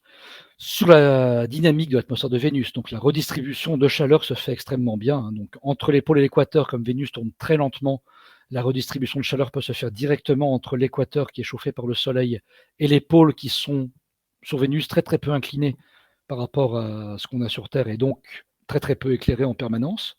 Mais donc la chaleur est redistribuée par deux cellules symétriques, qu'on appelle cellules de Hadley pour les spécialistes, de l'équateur vers les pôles, presque jusqu'au pôle. Au niveau des pôles, ces cellules de convection cessent d'exister et font place à des vortex géants, des espèces de cyclones semi-permanents qu'on trouve au-dessus du pôle Nord et du pôle Sud. J'en montrerai des images un peu par la suite. Ça, c'est pour la redistribution de chaleur nord-sud. Pour la redistribution de chaleur est-ouest, donc entre côté jour et côté nuit, elle s'effectue par ce qu'on appelle la superrotation. Au niveau de la surface, l'atmosphère de Vénus est très visqueuse et les vents vénusiens sont très très lents du fait justement de cette viscosité de l'atmosphère avec la surface. En revanche, plus on monte en altitude, plus les vents se mettent à accélérer, donc ce qu'on appelle un cisaillement. Dès qu'on monte, les vents vont un peu plus vite. Et donc l'atmosphère de Vénus se comporte comme une série de coquilles concentriques dont chacune tourne un peu plus vite que la précédente, jusqu'à arriver au niveau des nuages à 65 km d'altitude, c'est le sommet des nuages qu'on voit en ultraviolet. La vitesse obtenue correspond à 350 km/h. Et c'est ces vents-là qui font autour de la planète en 4 jours seulement, et qui sont responsables de cette période de 4 jours des nuages qui avait été observée précédemment. Donc en fait, les deux avaient raison. Simplement, ils ne voyaient pas la même chose tourner. Donc ce phénomène qu'on n'a pas du tout sur Terre s'appelle la superrotation. On le connaît sur Vénus et sur Titan, satellite de Saturne qui comporte aussi une atmosphère en superrotation. Donc Vénus n'est pas le seul astre en superrotation. La superrotation est, d'après les modèles de climat qu'on sait faire tourner, un résultat naturel de la redistribution d'énergie sur une planète en rotation très lente. Quand la planète tourne très lentement, finalement l'atmosphère prend le relais pour redistribuer la chaleur entre le côté jour et le côté nuit. Alors, je ne suis pas géologue de formation, donc je vais passer assez vite sur ce qui concerne la surface. Je vais quand même essayer d'en parler un petit peu. Mais la surface interne de Vénus, donc la structure interne est très très peu connue, pour la bonne raison qu'on n'a pas pu poser du tout de sismographe à la surface de Vénus, pour des raisons qui maintenant doivent vous sembler évidentes d'hostilité de la surface. Sur Mars, on l'a fait, sur la Lune, on l'a fait, mais sur Vénus, on n'a pas pu poser de sismographe, donc on ne connaît pas vraiment, en utilisant d'éventuels tremblements de Vénus, la structure de la planète comme on peut le faire avec les sismographes terrestres. On sait seulement, en regardant les orbites des objets, donc en sondant la gravité de la planète de façon très fine, donc en regardant les orbites des orbiteurs qu'on a pu placer autour de Vénus, en regardant aussi la densité de Vénus moyenne, on sait que Vénus pèse à peu près comme la Terre, donc on s'attend, mais c'est toujours très très incertain, en tout cas bon, on sait qu'il doit y avoir au moins un noyau métallique, un manteau et une croûte plus solide, comme pour la Terre, mais les tailles relatives de ces trois couches, noyau, manteau, croûte, font encore débat et sont encore assez mal déterminées. Je ne peux pas vraiment vous montrer une coupe de Vénus comme on pourrait faire une coupe de la Terre, ou même maintenant une coupe de la Lune ou de Mars. On n'en sait pas encore assez pour fixer les choses avec précision. De la même façon, les images radar Magellan ne montrent pas de structure compatible avec ce qu'on connaît sur Terre comme étant la tectonique des plaques. Sur Terre, la croûte terrestre est divisée en plaques qu'on voit extrêmement bien quand on regarde le relief océanique à distance, et on voit notamment donc des fosses océaniques, des dorsales. On ne voit pas de telles structures dans les images radar de Vénus. Ça ne veut pas dire qu'il ne se passe rien à l'échelle locale. Il y a peut-être des plissements, des choses comme ça, mais en tout cas, pas de structuration de la croûte en plaques de façon, en plaques bien définies à l'échelle globale. Alors, on trouve cependant sur Vénus des formations géologiques assez intéressantes, notamment donc ce qu'on appelle alors les pharas, qui sont ici montrés en image en noir et blanc en dessous, et qui ressemblent à des espèces de pancakes. Alors ça ressemble à des pancakes, on les appelle même aussi parfois, même entre géologues ici, les pancakes. Sont produits par des épanchements de lave extrêmement visqueuses, comme de la pâte à crêpes, et qui donc s'étalent depuis l'endroit où elle a été émise, de façon horizontale, avant d'avoir une rupture de pente abrupte avec les plaines alentours ici. Il y a d'autres structures qu'on appelle les arachnoïdes, parce qu'elles ressemblent à des toiles d'araignée, donc des faisceaux de failles qui semblent surgir d'un centre, entourés de réseaux de failles concentriques, donc des failles radiales et des failles concentriques, qui ressemblent de loin à une forme de toile d'araignée. Encore d'autres formations géologiques qu'on appelle aussi les coronae, qui sont une espèce de plissements circulaires à relativement grande échelle, quelques centaines de kilomètres. Ça, ce sont des structures géologiques qu'on ne trouve pas dans le reste du système solaire. Inversement, sur Vénus, il y a des choses très fréquentes dans d'autres objets, comme sur la Lune ou sur Mars, que sont les cratères d'impact, qu'on trouve très très peu sur Vénus. Il y a quelques cratères d'impact sur Vénus, en voici un ici, montrées dans les images radar Magellan. Donc on voit ici le pic central et les éjectats sur le bord du cratère ici qui apparaissent en radar différent du matériau alentour. Il faut voir qu'une image radar ne vous montre pas la vraie couleur de la surface. La surface de Vénus, elle est probablement grise, comme on le montrait les photos Venera. Ce que montre une image radar, c'est la rugosité du matériau. Donc quand c'est brillant ou sombre, c'est que c'est lisse ou que c'est rugueux. Le brillant correspond à du rugueux, le lisse correspond plutôt à du sombre, puisque les surfaces lisses, relativement lisses, réfléchissent ton radar un peu comme un miroir, donc apparaissent sombres, sauf directement dans l'axe de la réflexion radar. Voilà. Donc de la même façon, c'est quelque chose d'assez intéressant, mais cette image de Vénus, je reviens un peu en arrière, ici, qui est très très célèbre et qu'on trouve un peu partout, n'est pas du tout une image de Vénus en vraie couleur. Vénus n'est pas jaune et orangé, Vénus est probablement grise sous ces nuages, mais ça, ces images radar en fausse couleur sont maintenant entrées dans l'imaginaire et c'est assez difficile de faire passer l'idée que non, Vénus n'est pas une planète en degré de orange. Les nuages sont jaunâtres, mais la surface, elle, a une couleur de roche et de roche volcanique, donc a priori plutôt foncée et plutôt grise. Voilà. Attendez, là j'ai encore fait une erreur ici, je reviens là où j'en étais, voilà. Manipulation ici, voilà. Donc ces cratères d'impact existent sur Vénus, mais ils sont relativement rares. Ils sont relativement rares parce que l'atmosphère est extrêmement épaisse et que donc les éventuels impacteurs, les météorites qui pourraient s'écraser, doivent d'abord réussir à traverser toute l'atmosphère, ce qu'ils ne peuvent faire que s'ils sont suffisamment gros, encore plus gros que les météorites qui réussissent, que les météores qui réussissent à devenir météorites en s'écrasant sur Terre. Donc sur Terre, les plus petits font l'étoile filante. Sur Vénus, il faut encore aller beaucoup plus gros que ça pour réussir à atteindre la surface. Et comme les objets gros, comme les météores, enfin comme les astéroïdes ou comme les comètes les plus grosses sont également plus rares, eh bien les impacts sur Vénus existent mais sont moins fréquents. Et dans ce cas-là, cause des cratères plus gros et pas des cratères plus petits. Ceci dit, en comptant les gros cratères, on réussit quand même à trouver l'âge de la surface. Pour trouver l'âge d'une surface dans le système solaire, le meilleur moyen qu'on a, c'est quand on n'a pas moyen d'analyser plus finement, c'est de compter les cratères. On connaît globalement le taux de bombardement du système solaire au cours du temps, et en comptant le nombre de cratères, on peut remonter à l'âge de la surface.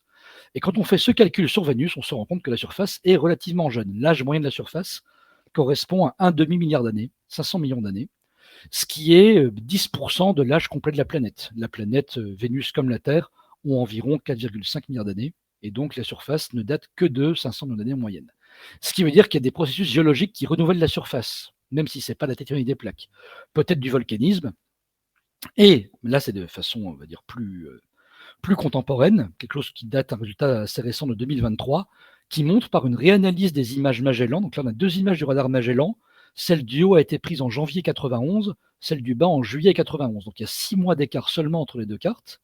Et on constate que, alors certains objets ont l'air d'avoir un peu changé de forme. Ça, c'est probablement dû au fait que le radar ne vise pas la surface avec le même angle. Une image radar est extrêmement dépendante de l'inclinaison du radar par rapport à la surface. Elle peut avoir une allure complètement différente. Donc ça, par exemple, c'est pas forcément significatif. L'espèce de tache ici qui s'appelle unchangement. En revanche, ce cratère-ci a à peu près doublé en surface entre les deux images. Et ici, du terrain nouveau, rugueux, est apparu là où le terrain était lisse. Tout ceci tend à penser que dans les 6 mois qui séparent ces deux photographies, il y a eu quelque part une éjection de gaz et du matériau qui s'est déposé au nord de la planète ici.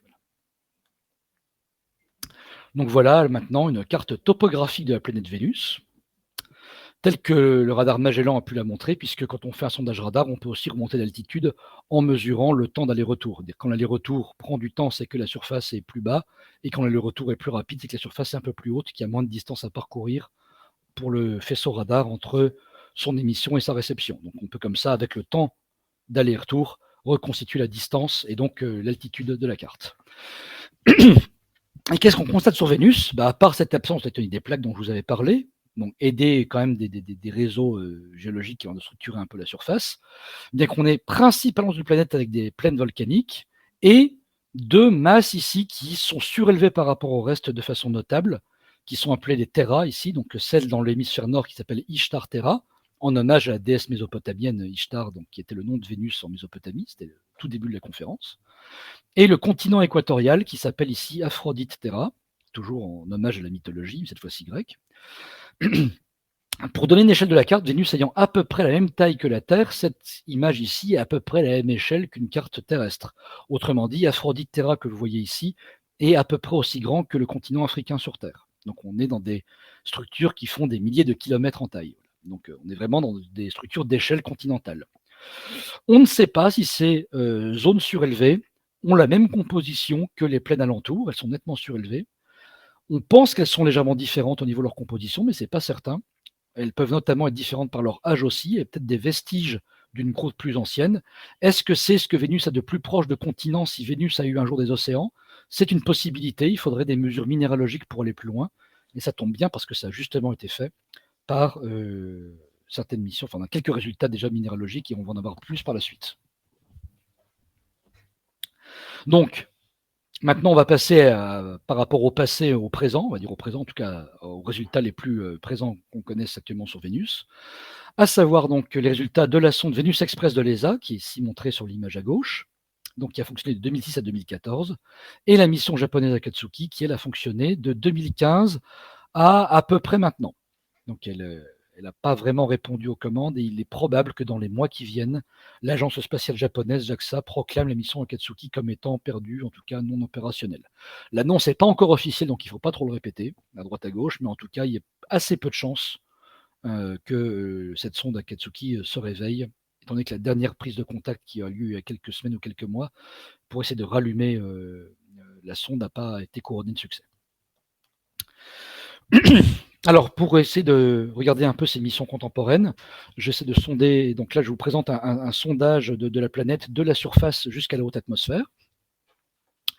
Alors, donc ici, alors je vais vous faire peut-être une toute petite pause d'une trentaine de secondes, s'il vous plaît. Voilà.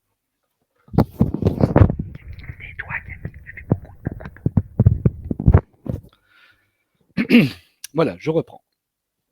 Donc, dans les observations de la surface de Vénus, on peut le faire en ondes radar, comme l'a fait Magellan, mais on peut aussi le faire dans le domaine infrarouge. Parce que dans le domaine infrarouge, on a quelques longueurs d'onde, quelques domaines de couleur dans l'infrarouge, on va dire, dans lesquels le gaz carbonique est relativement peu absorbant. Et ça permet donc à du rayonnement émis par la surface. La surface étant très chaude, elle brille extrêmement bien en infrarouge, elle est extrêmement brillante à la base. Et cette radiation qui vient de la surface peut, dans certaines, ce qu'on appelle des fenêtres de transparence, passer à travers l'atmosphère, à travers les nuages dans l'atmosphère aussi, qui sont peu absorbants d'infrarouge, et atteindre un observateur extérieur. Donc permettre de voir une carte quelque part une carte de température de Vénus à travers ces nuages. Donc ça donne ce genre d'image. Ici, les mesures Virtis. Virtis, c'est un instrument qui était à bord de la sonde Vénus Express. Et ici, donc, on a des zones en rouge, ici, en blanc, qui sont plus chaudes que les zones en vert ou en bleu, qui sont comparativement plus froides. Voilà, puisqu'on permet, avec les infrarouges, de mesurer la température de la surface. Or, il se trouve que la température sur Vénus, on sait comment elle évolue avec l'altitude. Plus on monte en altitude, plus il fait froid. Donc ici, on peut comparer cette prédiction, enfin cette mesure de température, à une prédiction qui serait basée uniquement sur l'altitude. Donc les zones basses apparaissent chaudes et les zones élevées apparaissent comme étant plutôt froides. Et si on compare ces deux cartes, déjà elles se ressemblent relativement, ce qui montre bien le bien fondé de la méthode. On a à peu près les mêmes zones avec des taches brillantes et des taches sombres, mais avec des écarts qui sont notables. On voit ici par exemple là, un endroit qui devrait apparaître comme chaud et qui n'apparaît comme pas si chaud que ça. Là où je mets le pointeur de souris, je ne sais pas si vous le voyez, le voici. Donc ça veut dire, et ça nous donne du renseignement supplémentaire, c'est que toutes les compositions rocheuses ne brillent pas aussi efficacement selon leur température. Certaines brillent très bien, on dit qu'elles ont une émissivité élevée. D'autres, en revanche, à température égale, brillent moins bien, et on dit qu'elles ont une émissivité thermique faible. Et cette émissivité, on peut la mesurer sur Terre pour différentes roches, et suivant l'émissivité qu'on mesure, on peut reconstituer le type de roche qui est présent à cet endroit-là. Donc c'est la façon qu'on a de faire des cartes minéralogiques de surface à distance, ce qui est pour l'instant le mieux qu'on puisse faire. Autre avantage de ces mesures, si un volcan se décidait à faire un lac de lave en éruption, le lac de lave apparaîtrait en infrarouge comme un point extrêmement chaud, extrêmement brillant sur la carte. Donc on pourrait le repérer même à travers les nuages, pourvu qu'il reste plus chaud que ce qui est alentour. Ce qui n'est pas facile sur Vénus, puisque l'atmosphère est tellement épaisse qu'elle conduit la chaleur très efficacement, et donc les éventuels volcans vénusiens se refroidissent finalement presque aussi efficacement que les volcans sous-marins terrestres, l'eau étant aussi un très bon conducteur de chaleur. Et voilà quelques exemples justement de points chauds. Donc là, on a des cartes infrarouges ici. Donc 22 juin 2008, on ne voit pas grand-chose. Le 24 juin, 2 jours plus tard, un point brillant se met à apparaître. Et un peu plus tard, le 13 octobre, le point chaud a l'air d'avoir disparu. Donc ce point chaud transitoire, est-il une erreur de mesure, comme ça peut arriver parfois, ou est-il une vraie, comment dire, alors peut-être pas volcan en éruption, mais en tout cas un vrai phénomène géologique qui a amené ici une partie de la surface, une partie de la croûte à être d'un seul coup beaucoup plus chaude que ce qui alentour, avec ou sans éruption. C'est encore un débat ouvert, mais en tout cas c'est suffisamment intéressant pour motiver d'y retourner. Voilà. Ces missions futures vont essayer de faire ça en mieux. Et autre chose, à petite échelle, on peut faire des cartes d'émissivité infrarouge, donc des cartes de minéralogie, et on constate que certains volcans, mais pas tous, présentent des anomalies d'émissivité infrarouge, donc ont une composition, notamment un état des roches, différent entre le volcan et ses alentours. Et quand on montre ces mesures aux géologues terrestres, ils disent ah bah c'est cohérent avec le fait que le matériau ici sur la montagne est plus récent, beaucoup plus jeune que le matériau alentour. Donc c'est une preuve indirecte que cette montagne ici, donc ce volcan, Indul Mons, a émis, euh, comment dire, a émis des particules, enfin a changé l'état de sa surface au cours des derniers millions d'années. Après quoi, normalement, l'érosion et l'altération chimique de la surface devraient redonner la émissivité au volcan et aux plaines alentours. Donc encore un indice indirect d'éruption au cours du dernier million d'années. Là, la fourchette temporelle est quand même un peu plus grande. Accessoirement, c'est dans la même région que celle où ont été mesurées justement les déformations radar, qui sont, elles, des indices relativement directs, puisqu'à 6 mois d'intervalle, là, on est vraiment dans du volcanisme contemporain. Alors, des images, je vous ai promis des images récentes, voilà des images fournies par les sondes Akatsuki, donc la sonde japonaise qui contient beaucoup de caméras, et notamment des caméras en ultraviolet et en infrarouge. Les caméras ultraviolettes permettent de voir avec des grands détails les nuages au-dessus, enfin le sommet des nuages, où on voit donc des contrastes de couleurs qui sont causés par un composé chimique dont on ne connaît toujours pas la composition. On l'appelle encore maintenant le mystérieux absorbant UV. On sait qu'il existe depuis 1930, mais on ne sait toujours pas ce que c'est. Et les zones qui apparaissent un peu plus orangées dans cette image en fausse couleur, hein, puisque c'est de l'ultraviolet, correspondent justement au gaz dioxyde de soufre, dont l'abondance varie notablement à la fois dans l'espace et dans le temps au-dessus des nuages, pour des raisons qu'on comprend encore assez mal, mais qui pourraient être reliées à une déstabilisation volcanique de l'atmosphère qui causerait un mélange entre les couches basses riches en dioxyde de soufre et les couches élevées qui sont naturellement plus pauvres en dioxyde de soufre. Donc ça, c'est les images ultraviolettes. De l'autre côté, on a des nuages profonds en infrarouge. Donc là, la partie très brillante que vous voyez, c'est simplement le croissant de Vénus éclairé côté jour et qui, lui, est dans le domaine infrarouge beaucoup plus brillant que l'émission thermique côté nuit. Donc il faut d'abord le masquer. Mais quand on le masque, donc là, il sature complètement, on voit côté nuit très très bien l'émission thermique de la surface à travers les nuages profonds. Donc là, les zones qui sont noires correspondent à des endroits où les nuages sont épais et les zones blanches correspondent à des endroits où les nuages sont minces, puisque blanc égale brillant, égale peu de nuages, et noir égale sombre, égale peu de rayonnement qui passe, et donc des nuages plus épais. Donc il faudrait mentalement inverser ou passer cette carte en négatif pour la transformer en carte où les nuages apparaissent blancs, comme on a l'habitude de le voir sur Terre. Donc cette image est un peu inversée par rapport à ce à quoi on pourrait, par rapport à l'interprétation naturelle qu'on en ferait. En tout cas, elle montre bien ici que la structure des nuages de Vénus est dans les grandes lignes similaires entre les nuages supérieurs et les nuages profonds, mais dans les détails assez différents. Les nuages profonds semblent un peu plus turbulents que les nuages du dessus, ici, sur cette image du moins. Autre chose intéressante qu'on peut faire avec les nuages, c'est regarder précisément comment le Soleil se réfléchit dessus. Notamment parce qu'il y a des effets d'optique qui nous renseignent directement sur les constituants de ces nuages, qui sont donc ici des gouttelettes, qu'on sait maintenant être d'acide sulfurique par ce genre de mesure. Voilà. Donc là, je vous donne un exemple simplement observé sur Terre. Voici l'ombre d'un avion sur les nuages terrestres avec le soleil dans le dos de l'avion. Donc on voit vraiment l'ombre de l'avion, le soleil derrière l'image. Et là, on voit la réflexion du soleil sur les gouttelettes des nuages, prises en photo depuis quelqu'un qui était probablement à bord de l'avion en question. Et on voit un phénomène qui ressemble à un arc-en-ciel, avec une espèce d'irisation, avec un anneau bleu ici à l'extérieur et rouge à l'intérieur. C'est pas tout à fait un arc-en-ciel, ça correspond pas aux angles de l'arc-en-ciel. C'est ce qu'on appelle le phénomène de gloire. Il est très connu sur Terre aussi, la preuve. Et le rayon apparent de cette gloire est directement relié à la fois à la composition des gouttelettes et à leur taille.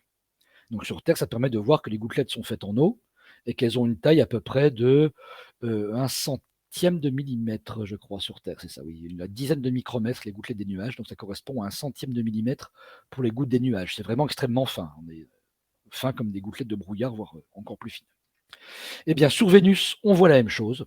Ça, c'est une vue de Vénus Express, avec 3 filtres colorés différents, qui montrent aussi des irisations centrées sur le point ici où le Soleil éclaire. Et ces mesures-là permettent de savoir que les nuages de Vénus sont donc bien faits d'acide sulfurique, comme on a pu le mesurer dans les sondes de descente atmosphérique, et aussi par des mesures à distance qui avaient été faites à l'époque.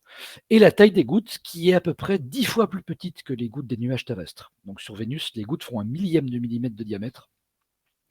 C'est à peu près la taille des particules de fumée de cigarette ou de fumée d'un feu de bois, par exemple. Donc on est vraiment, les nuages de Vénus sont fins comme une fumée, ils sont aussi légers qu'une fumée, plus qu'un nuage. C'est vraiment extrêmement léger et à la fois extrêmement opaque, comme peut l'être une fumée. Alors c'est pas vraiment de la fumée, c'est pas des particules solides, c'est vraiment des gouttelettes liquides, pour la bonne raison que le phénomène de gloire ici nécessite d'avoir des gouttelettes exactement sphériques pour exister, et des sphères parfaites, on ne peut les obtenir qu'avec un liquide. Donc on sait que les gouttelettes des nuages de Vénus sont vraiment liquides, donc ce ne sont pas des cristaux de glace comme on peut l'avoir sur d'autres objets, comme par exemple dans les nuages martiens, ou les nuages terrestres à haute altitude, les cirrus. Autre chose qu'on peut faire avec des images ici en ultraviolet de Vénus, c'est simplement regarder la planète bouger au cours du temps pendant l'orbite du satellite. Alors là, on a un mouvement de Vénus dans le champ de vue qui est causé non pas par un mouvement de Vénus, mais par le mouvement du satellite lui-même qui embarque la caméra. Donc simplement l'orbite du satellite qui plonge en chute libre, puisqu'une orbite c'est une chute libre, vers la planète Vénus.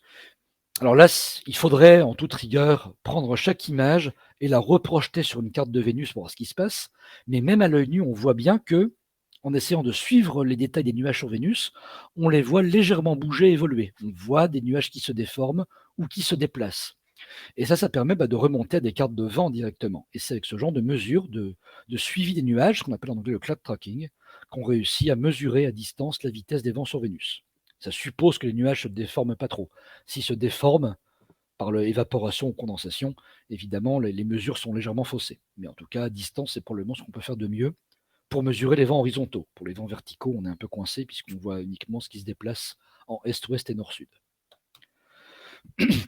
Voilà un exemple d'image un peu plus parlante de ce point de vue-là. On essaie de corriger l'orbite du satellite, donc c'est des images remises ici un peu à l'échelle. La partie grise correspond aux images prises en ultraviolet côté jour. La partie rouge-orangée correspond aux images à la caméra infrarouge prise côté nuit. Et on voit bien que l'ensemble de la plateforme est vraiment en rotation entre la nuit et le jour, avec des structures nuageuses qui semblent se correspondre entre la partie nuit et la partie jour. Autrement dit, les nuages de Vénus forment vraiment un tout cohérent. Et on détecte aussi l'espèce de ce qu'on appelle vortex polaire qui apparaît comme la tache plus sombre ici au niveau du pôle. Là, c'est une vue qui est centrée sur le pôle. Alors comme c'est Vénus Express, c'est probablement le pôle sud de la planète qu'on voyait à grande distance, en entier dans le champ de vue. L'orbite de Vénus Express était assez dissymétrique et on passait à basse altitude au-dessus du pôle nord et à haute altitude au-dessus du pôle sud. Voilà une autre image spectaculaire, celle-là elle vient d'Akatsuki. Toujours une image infrarouge, donc là la partie éclairée de la planète est corrigée tant bien que mal sur cette espèce d'animation qui recolle différentes images entre elles, mais c'est suffisant pour voir côté nuit la planète tourner et les nuages côté nuit eux-mêmes se déformer. Donc ça c'est extrêmement précieux pour mesurer les vents à plus basse altitude que ce qu'on peut faire côté jour. Et enfin, une dernière chose intéressante qu'on peut faire en suivant un peu toujours les nuages ici et la dynamique associée, c'est de regarder toujours en infrarouge, dans une autre gamme de longueur d'onde que celle qui va à la surface, mais dans d'autres rayonnements infrarouges, on peut mesurer la température des nuages eux-mêmes. Et quand on mesure cette température des nuages, on voit ce genre de carte ici, qui est assez stable. C'est des mesures de 2015 faites par la sonde japonaise Akatsuki ici, vers une dizaine de microns en longueur d'onde, pour ceux que ça intéresse, et qui montre une anomalie froide en noir, avec une anomalie chaude, un peu plus brillante, située juste derrière. Alors là, les contrastes ont été poussés à l'extrême. La différence de température n'est pas gigantesque. On est dans une fourchette de plus ou moins 2 degrés seulement. Mais c'est suffisant pour être mesuré, et notamment pour voir cette espèce de structure ici. Structure qui semble fixe, non pas par rapport à l'atmosphère qui bouge en permanence en 4 jours autour de la planète, mais cet arc de température ici, chaud puis froid, semble fixe par rapport à la surface de la planète elle-même. Donc ici, par rapport, là, les contours blancs qu'on voit sur cette espèce d'animation correspondent aux courbes de niveau. Donc là, on retrouve le continent nord, Ishtar Terra, et le continent équatorial, Aphrodite Terra. Donc on a une espèce d'arc ici, centré sur Aphrodite Terra, là où le vent se fracasse sur le continent. Et ça, finalement, ça permet de voir que, bien que les nuages soient beaucoup plus hauts que les plus hautes montagnes de Vénus, les montagnes les plus hautes de Vénus sont à peu près à 10 km d'altitude, alors que les nuages sont à 50, 60. Le sommet des nuages est à 70 km, carrément.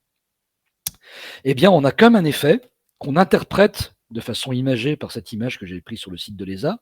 Donc, lorsque le vent est dévié par les reliefs, il s'ensuit une propagation verticale des compressions et détentes du gaz, donc ce qu'on appelle des phénomènes d'ondes, d'ondes atmosphériques, des ondes mécaniques, un peu comme du son, sauf que là, s'effectue sur d'autres mécanismes. En tout cas, ces déformations du gaz, donc ces compressions et détentes du gaz, peuvent se propager verticalement dans l'atmosphère et arriver au niveau des nuages où ils interagissent avec le vent qui devient puissant. Et lorsque le vent interagit avec ces ondes, ça provoque un déferlement des ondes. Il faut imaginer un peu une vague qui interagit avec un courant marin. Ça peut provoquer un déferlement des vagues. Et bien ici, les ondes se mettent à déferler. C'est le vrai mot technique, c'est comme un déferlement de vagues.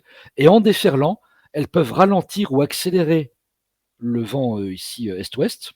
Et en ralentissant, en accélérant ce vent, on sait en physique que lorsqu'on ralentit un gaz d'un seul coup, on provoque une compression, et une compression provoque un échauffement. Et inversement, si ça accélère, on détend le gaz, et si on détend le gaz, on provoque un refroidissement. Et ça correspond tout à fait au niveau des ordres de grandeur attendus et des localisations à ce que prédisent les modèles de circulation atmosphérique, donc les modèles météo-vénusiens prédisent ce genre de structure au niveau des continents, et on les a observés en vrai. Là, c'est pas une simulation, c'est une observation qu'on a réussi à reproduire par simulation par la suite. Donc qui montre qu'on a compris un peu le phénomène. Et donc de façon très étonnante, les montagnes de Vénus, elles ont beau être situées très très bas par rapport aux nuages, eh bien on peut quand même les détecter à travers la température des nuages. Ça, c'est aussi surprenant que si on disait qu'on est capable de détecter des reliefs sous-marins en regardant simplement les vagues à la surface de l'océan. C'est à peu près. Il y a presque autant de matière entre la surface de Vénus et les nuages, le sommet des nuages, qu'il y a dans 1 kilomètre de profondeur d'océan. Étant donné la pression très grande à la surface de Vénus, il y a autant de gaz sur Vénus qu'il y a d'océans sur Terre, pratiquement. Donc Vénus est entourée, c'est presque un océan gazeux plus qu'une atmosphère, si on veut filer les métaphores.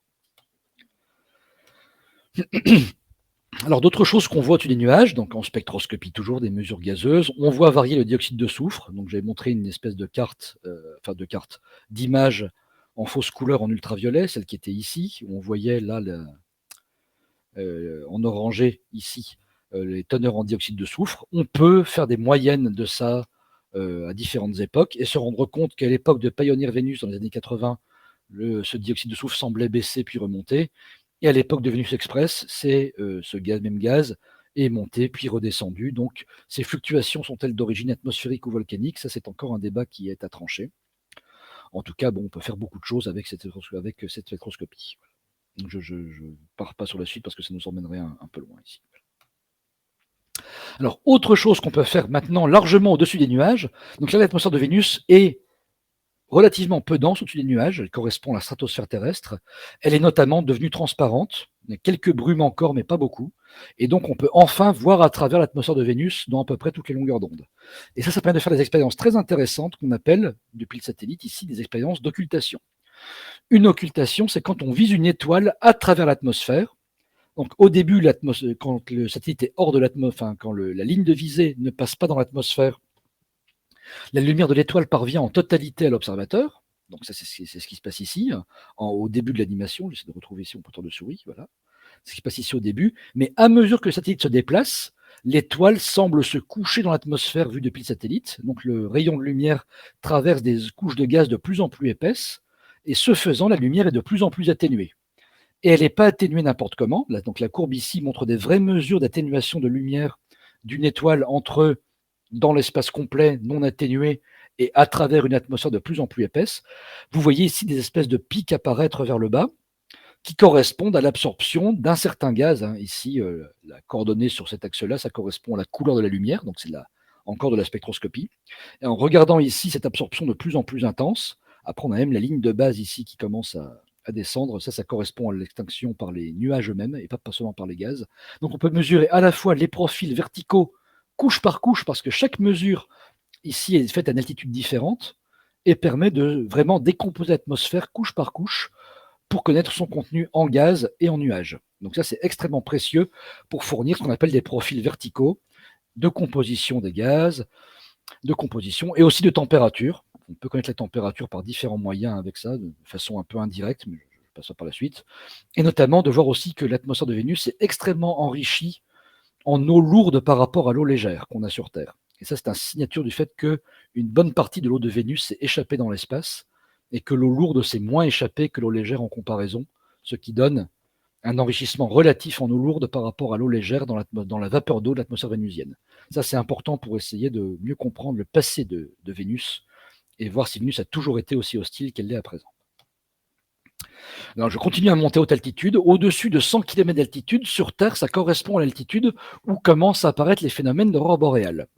Alors, sur Vénus, il n'y a pas d'aurore boréale à proprement parler, pour la bonne raison qu'il n'y a pas de champ magnétique et que le phénomène d'aurore requiert, pour concentrer les particules, que les particules du vent solaire se retrouvent concentrées par le champ magnétique avant de précipiter dans l'atmosphère terrestre au niveau des pôles magnétiques et de donner, lorsqu'elles interagissent avec les molécules de gaz de l'atmosphère terrestre, ces teintes vertes, rouges ou violettes que vous connaissez peut-être bien et que certains d'entre vous ont pu observer, je crois, en personne.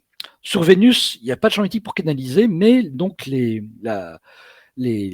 particules, on va dire, du vent solaire ont le même effet sur Terre. Elles cassent les molécules côté jour, donc elles causent ici une émission de lumière, mais qui est noyée dans la lumière du Soleil, donc on ne la voit pas très bien. En tout cas, elles cassent les molécules de l'atmosphère vénusienne, principalement du CO2 et de l'azote, donc du carbone, de l'oxygène, de l'azote.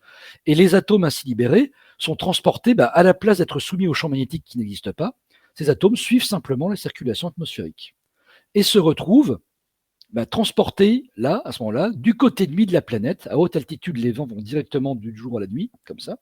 Côté nuit, le rayonnement du soleil laisse ces atomes tranquilles. Ces atomes peuvent donc se recombiner tranquillement en molécules, molécules qui, lors de leur recombinaison, lors de leur formation, émettent un rayonnement caractéristique, un peu comme une aurore boréale, sauf que cette fois-ci, c'est vraiment la vitesse des vents, ou la météorologie, qui pilote ces espèces d'aurores boréales qu'on appelle donc plutôt des fluorescences, puisque ce n'est pas vraiment un phénomène d'aurore. Donc là, on a une espèce de simulation, et là, des vraies observations menées en ultraviolet. Alors, hélas, les aurores de Vénus ne sont pas visibles dans la lumière, ne sont pas détectables en lumière visible. Il faut aller soit en ultraviolet, et là, on voit l'aurore boréale de l'oxyde d'azote, qui viennent des atomes O et N qui se recombinent. Et là, c'est l'image qu'on voit ici, par exemple, où on voit.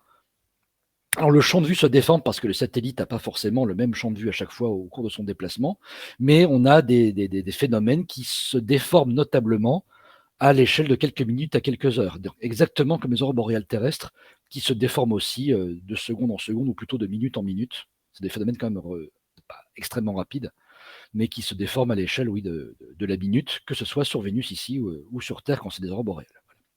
Et si on regarde en infrarouge, on voit d'autres aurores liées cette fois-ci à la formation d'oxygène moléculaire par recombinaison des atomes d'oxygène. Donc voilà, on a l'analogue des aurores boréales sur Vénus, mais qui se forment plutôt donc au point antisolaire, le plus loin possible du Soleil, c'est-à-dire plutôt à l'équateur et plutôt vers minuit. Donc il ne faut pas chercher les aurores boréales de Vénus, enfin ce qui ressemble à des aurores n'est pas recherché au niveau des pôles, mais plutôt au niveau de l'équateur à minuit. Et enfin, dernière chose qu'on peut faire avec une sonde spatiale, quand elle est vraiment usée et qu'on n'a plus de risque, enfin quand il devient beaucoup moins risqué de la perdre, c'est d'essayer d'abaisser son orbite jusqu'à ce qu'elle frôle les hautes couches de l'atmosphère. Alors c'est pas fait seulement pour, l'intérêt ici est vraiment l'intérêt d'ingénierie assez énorme, parce que en mesurant la façon dont la sonde est freinée par la très haute atmosphère, ce qui est dangereux pour la sonde, hein, elle risque de s'échauffer, on risque de la dégrader. Donc on ne fait ça qu'avec des sondes plutôt en fin de vie plutôt qu'en début de vie. Mais en tout cas, quand on peut prendre des risques avec la sonde, on peut comme ça mener une exploration directe des très hautes couches atmosphériques. Sur Vénus, je crois qu'on est comme ça descendu à peu près 120-130 km d'altitude de cette façon-là. Donc là, il y a suffisamment de gaz pour que ça puisse vraiment s'échauffer. Et donc, ça permet donc de mesurer directement la densité de l'atmosphère et sa capacité à freiner des objets. Et ça, c'est extrêmement intéressant si on veut économiser du carburant pour les prochaines générations de sondes. Quand on veut se stabiliser autour d'une planète, on est obligé de perdre sa vitesse. Quand on arrive depuis la Terre, depuis Vénus, on arrive du système solaire extérieur, donc on tombe vers le Soleil, donc on gagne de la vitesse. Cette vitesse en trop, il faut la perdre, sinon on ne va pas réussir à rester en orbite autour de Vénus. Et une des façons les plus efficaces de perdre de la vitesse, soit on embarque des moteurs, mais ça demande d'avoir du carburant et ça pèse lourd et ça coûte cher, soit on essaie de frôler l'atmosphère de façon à perdre régulièrement un peu d'énergie pour stabiliser l'orbite comme on veut. Et maintenant, on connaît assez bien l'atmosphère de Vénus pour pouvoir mener directement ce genre d'aérofreinage. On l'a déjà pratiqué autour de Mars, sur les missions martiennes les plus récentes. Les prochaines missions vénusiennes pourront le faire autour de Vénus. Bon, là, j'ai passé aussi assez vite. Ce qu'on peut faire encore haute altitude, c'est des moyens d'étude directement dans les couches traversées de la très très haute atmosphère. Donc, soit des mesures directes de champs magnétiques ou d'analyse des quelques atomes qui traînent à très haute altitude.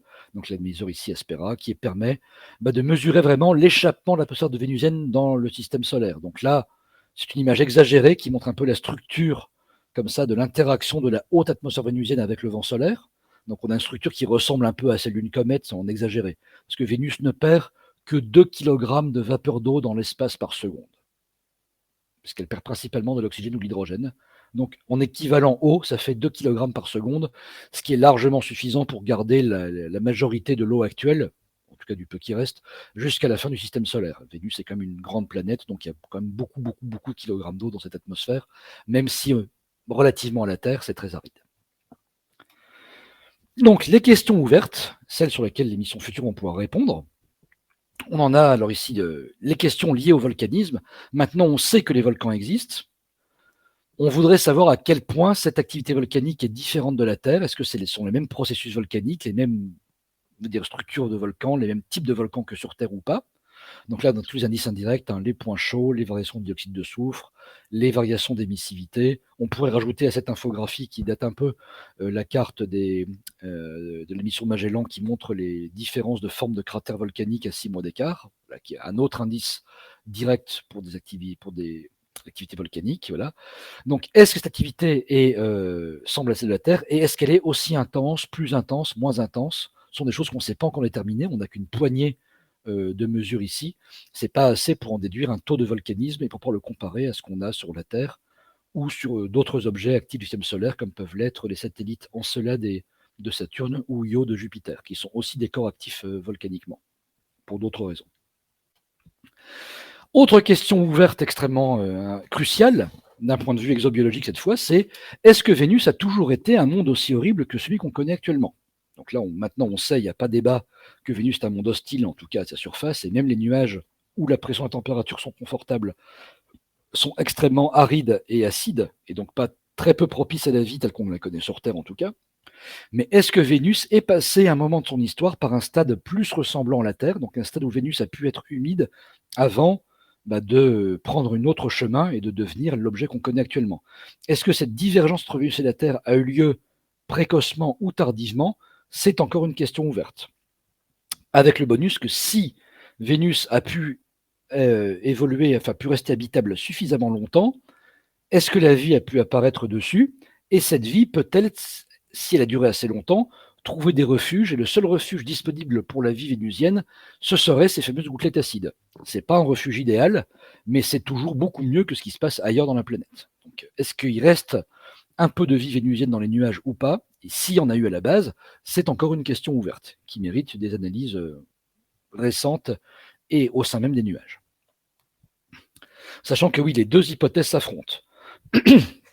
Certains disent, avec modèle de climat à l'appui, que si Vénus a pu à un moment donné avoir de l'eau liquide à sa surface, sous forme d'océan, même assez peu profond, alors il se produit, comme Vénus tourne très lentement, il se produit directement sous l'éclairement du Soleil de l'évaporation qui forme un bouclier nuageux.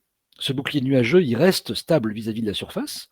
Il n'est pas encore embarqué par une superrotation parce que l'atmosphère n'est pas assez grosse à ce stade en tout cas. Et donc ce bouclier qui se décale assez peu parce qu'il est à basse altitude ici par rapport à l'océan sous-jacent permet de renvoyer efficacement les rayons du Soleil et d'éviter un échauffement trop fort. De façon inverse, côté nuit, il fait plus froid, il n'y a pas d'évaporation, l'air est plus sec, et lorsqu'on a une nuit dégagée, on sait que le refroidissement nocturne peut être très efficace. Donc dans ce cas-là, si les deux effets se combinent, on peut trouver un équilibre thermique de Vénus à des températures qui permettent à l'eau de rester liquide, et on peut le faire pour une durée assez longue. Alors pourquoi ça n'a plus marché au bout d'un moment? C'est parce qu'il faut savoir que le Soleil gagne en puissance au cours de son évolution. À mesure qu'il fusionne de l'hydrogène en hélium, il s'enrichit en hélium, et ce faisant, il augmente en rayonnement d'à peu près 10% par milliard d'années. Donc le Soleil jeune était moins puissant et donc pouvait peut-être permettre à Vénus de se stabiliser comme ça. En revanche, avec le Soleil contemporain, ce serait impossible. Ce qui se passerait, c'est qu'on aurait simplement l'évaporation serait trop forte et on aurait un phénomène semblable à ce qui se passe ici en dessous et qui provoquerait l'évaporation complète des océans. Puis leur perte par échappement dans l'espace, en tout cas le perte d'une grande partie de l'humidité dans l'espace. Voilà. Donc là, vous voyez, l'humidité est concentrée en bas et les hautes couches atmosphériques sont plutôt sèches, dans l'hypothèse optimiste, qui a peut-être lieu sur Vénus, mais dans ce cas-là, avant, pas maintenant. L'autre école consiste à dire que si l'eau de Vénus se forme initialement sous forme de vapeur, enfin si cette eau se trouve initialement non pas de façon liquide mais sous forme de vapeur, alors les modèles de climat prédisent un destin complètement opposé. C'est-à-dire que sous le Soleil, l'échauffement, parce que la vapeur d'eau est opaque aux rayons du Soleil et donc provoque un échauffement du gaz qui empêche la condensation. Donc dans ce cas-là, on a l'humidité à haute altitude, de l'air sec à basse altitude. Cet air humide ne condense pas mais absorbe très bien le rayonnement du Soleil côté jour. À l'inverse, côté nuit, il fait suffisamment frais pour que l'humidité condense en nuages. Mais dans ce cas-là, si la nuit est nuageuse, le refroidissement nocturne s'effectue beaucoup moins bien. Et dans ce cas-là, l'équilibre est impossible avec des océans liquides et on arrive à une atmosphère de vapeur d'eau qui est extrêmement sensible aux ultraviolets du Soleil et qui finit cassé en hydrogène et oxygène. L'hydrogène s'échappe pour toujours dans l'espace parce qu'il est très léger. L'oxygène réagit avec les roches et la planète se dessèche avec le temps et on arrive à l'état de Vénus actuel où il ne reste plus pratiquement que le CO2 et pratiquement plus de la vapeur d'eau initiale.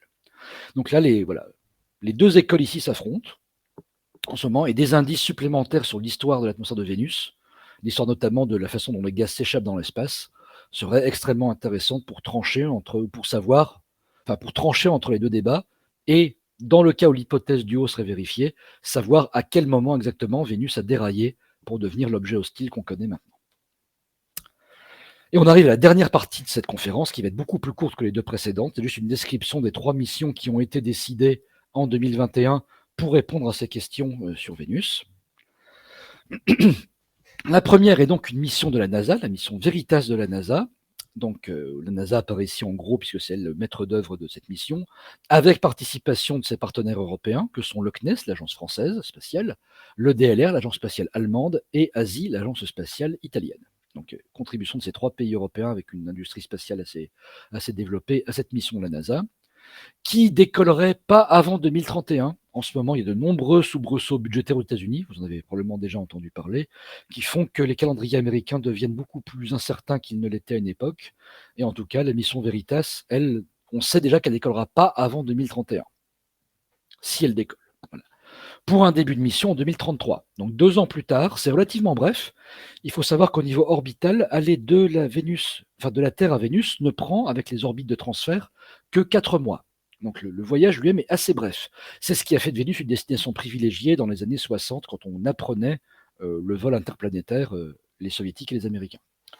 Ce qui prend un peu de temps avant de commencer la mission, c'est toute la phase d'aérofreinage. L'aérofreinage, pour ne pas endommager la sonde, doit être suffisamment léger et donc on va frôler l'atmosphère vraiment par des couches très très hautes et il faudra le faire de nombreuses fois avant de stabiliser l'orbite à l'altitude voulue.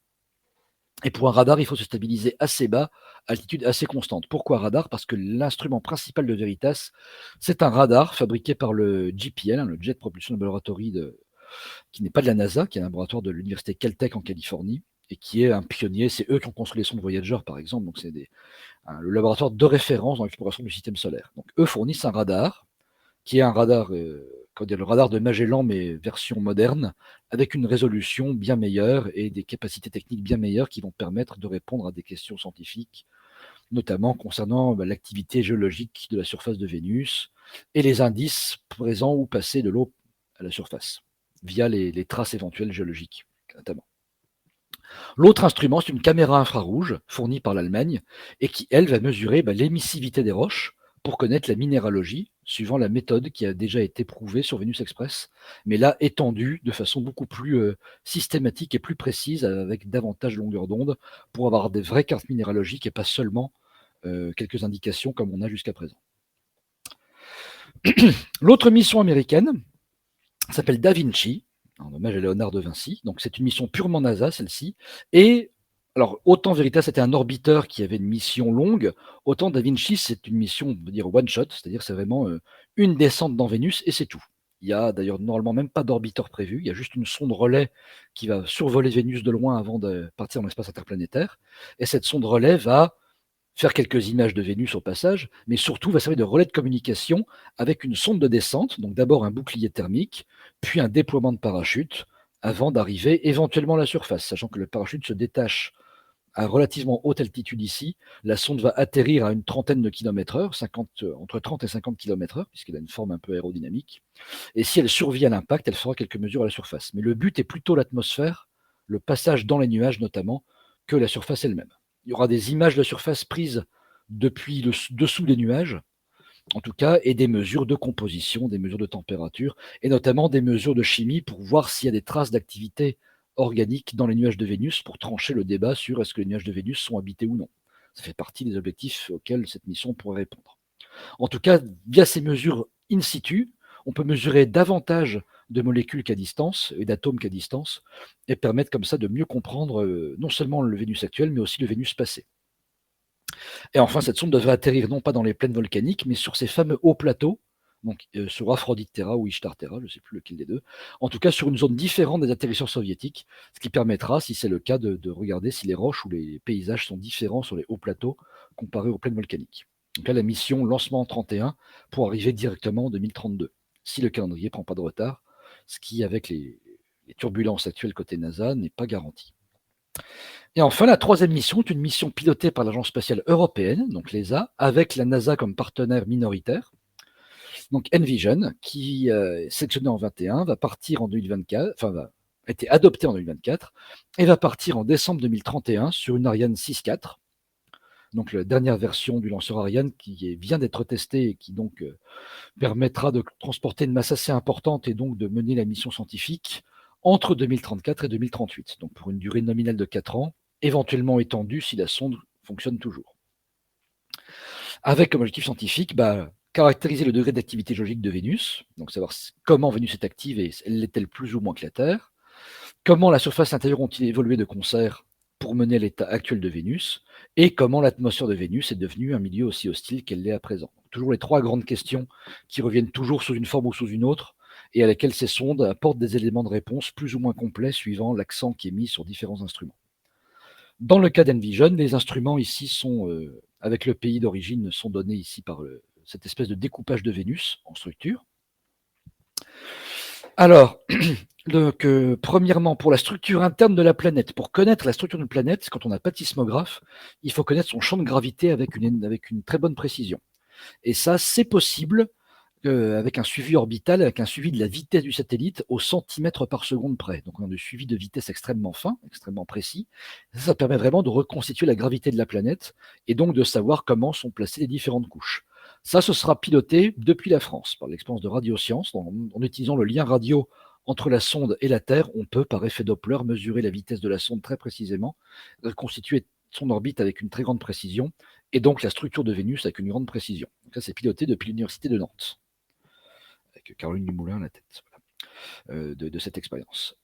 Après, en allant vers l'extérieur, Envision va transporter ce qu'on appelle un radar de sous-surface, donc qui est un radar qui ne s'arrête pas à la première couche de surface comme le peuvent être les radars traditionnels comme l'était Magellan, mais qui va se réfléchir sur des strates plus profondes, jusqu'à quelques dizaines, voire quelques centaines de mètres de profondeur. Ça, on l'a déjà fait sur Mars, avec le radar CHARAD ou le radar Mars-6. On pense donc pouvoir le faire avec ce radar-là sur Vénus et faire donc non seulement de la géologie de surface, de la morphologie, mais aussi ce qu'on appelle la stratigraphie, donc voir les différentes couches géologiques. Dès qu'on a une différence de composition de matériaux entre deux couches, ça provoquera un éco-radar et on fera comme ça une espèce d'échographie de Vénus. C'est pas une échographie avec du son, c'est avec du radar, mais avec ce radar de sous-surface. L'instrument principal en termes de poids, de données, etc., va être un radar fourni par les Américains. Donc c'est la contribution de la NASA à la mission, du même laboratoire que celui de Veritas. Donc c'est un radar qui ressemble beaucoup. Ils sont différents par certains aspects, mais en tout cas, c'est deux radars distincts mais fabriqués par la même équipe. Donc ça permet vraiment d'avoir des mesures complémentaires et qui va s'intéresser à la morphologie de la surface et aux formations géologiques avec une résolution spatiale bien meilleure que ne peut le faire Magellan. Et enfin, une suite de 3 spectromètres fournis par différents pays européens, Donc l'Espagne fournit le bloc commun d'alimentation et de compression des données, parce qu'il faut évidemment penser au relais de données entre Vénus et la Terre. Hein. On n'a pas la fibre entre les deux, loin de là. Donc le débit de données étant important, mais pas tant que ça, il faut quand même faire des choix sur les données qu'on rapatrie. Et plus on peut comprimer les données, mieux ça vaut. Il y a des ordinateurs à bord qui vont comprimer les fichiers avant envoi vers la Terre. Et une mémoire de masse à bord de 2 téraoctets pour servir de mémoire tampon, pour pouvoir, quand le Vénus est plus près de la Terre, décharger les données qui sont restées en trop dans les disques avant de les remettre à zéro. Enfin, tout ça est pensé il y a un budget donné aussi à faire dans ce genre de mission. Donc là, je m'égare un peu, je reviens sur les instruments. Donc ici, l'instrument allemand Venspec M est en fait un jumeau de l'instrument VEM sur la mission Veritas et va aussi faire des cartes minéralogiques de la surface par le même moyen. Un instrument fourni par les collègues de l'Observatoire royal de Belgique à Uccle, voilà, dans la banlieue de Bruxelles, va, lui, par spectroscopie infrarouge, mesurer les gaz non seulement volcaniques, mais on va dire les gaz minoritaires, à la fois au-dessus des nuages et en dessous des nuages côté nuit et au-dessus des nuages côté jour. Et enfin, l'instrument ultraviolet fourni par le Latmos à Guyancourt, dont je suis responsable scientifique, et va être lui dédié aux mesures des gaz au-dessus des nuages, et notamment des gaz volcaniques que sont le dioxyde de soufre et le monoxyde de soufre au-dessus des nuages, en complétant les mesures faites depuis les années 80 par Pioneer Venus, puis Venus Express. Et après, j'arrive à presque 2 heures ici de conférence, donc il est temps d'arriver à la fin, différentes idées futures du plus au moins farfelu. Donc je vais les classer du moins farfelu au plus farfelu. Le moins farfelu est probablement ce qu'on voit ici en bas à gauche. Donc là, on voit quelqu'un, une astronaute, faisant un flyby de Vénus depuis une capsule. Ça, c'est un concept de mission qui a été envisagé dès les années 70 à la fin du programme Apollo.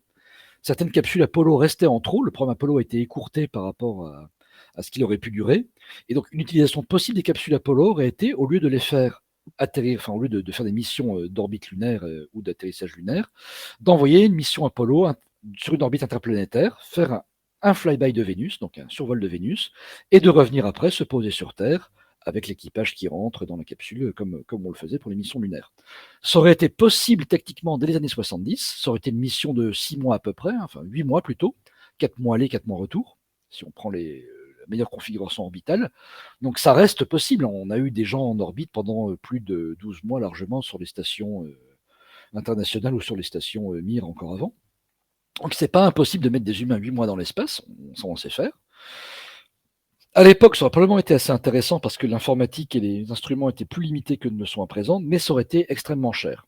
Et dans le budget NASA qui commençait à se tarir à l'époque après le succès des missions Apollo, le choix était fait de privilégier plutôt le programme navette spatiale que ces survols de Vénus, et je crois que Mars était aussi prévu. Mais Vénus était en tout cas la première destination parce que c'était plus facile de revenir sur Terre après, la gravité de Vénus étant quand même plus forte pour dévier, pour faire un flyby correct. Et Vénus est plus près aussi, la mission est beaucoup moins longue qu'elle est sur Mars. Donc ça a été envisagé, c'est à nouveau envisagé de temps en temps par certaines personnes, mais maintenant que l'informatique et les progrès technologiques dépassent un peu les capacités humaines, ça devient de moins en moins intéressant, en tout cas d'un point de vue scientifique. D'un point de vue image, envoyer des gens sur notre planète, c'est toujours intéressant, d'un point de vue, on va dire, symbolique, mais en tout cas d'un point de vue scientifique, ça se justifie moins qu'à une époque. Après, donc un peu plus farfelu, mais pas tellement plus, il y a ce projet ici de drone volant dans les nuages de Vénus. Alors ce drone a l'air un peu bizarre, vous voyez, il a l'air une structure, il y a des panneaux solaires sur le dessus, mais il a l'air un peu gonflé. C'est parce qu'en fait c'est un objet à mi-chemin entre un drone et un ballon. Côté jour, les panneaux sont éclairés et les moteurs sont alimentés. Donc cet objet-là se comporte comme un drone. Il est pilotable, il peut notamment s'orienter en haut, en bas, à gauche, à droite. Enfin, il peut se piloter, non pas en temps réel, mais en tout cas par une intelligence artificielle située à bord, on va dire, avec un ordinateur. Les nuages sont assez froids pour qu'on puisse mettre de l'électronique tant qu'on la protège du milieu acide autour, mais ça, on sait le faire. Un peu de téflon et on arrête l'acide sulfurique. En tout cas, ça c'est possible. Et côté nuit, lorsque le soleil cesse d'éclairer les panneaux solaires, les moteurs s'arrêtent. On ne peut pas embarquer une batterie très lourde dans les nuages de Vénus. Ça alourdirait le drone et après il se mettrait à couler dans l'atmosphère et à atteindre la surface où il serait détruit. Donc côté nuit, en revanche, cet objet se met à flotter passivement comme un ballon puisqu'il est gonflé avec un gaz porteur dans les nuages de Vénus. Donc donc une espèce d'objet hybride entre un ballon et un avion. Donc ça a été envisagé par des firmes américaines, notamment dans le domaine militaire, comme Northrop Grumman, qui sont toujours très intéressés par ces développements de drones et qui trouvent dans les planètes un terrain d'application, on va dire, un peu plus consensuel que les applications militaires qui sont leur principal débouché habituellement.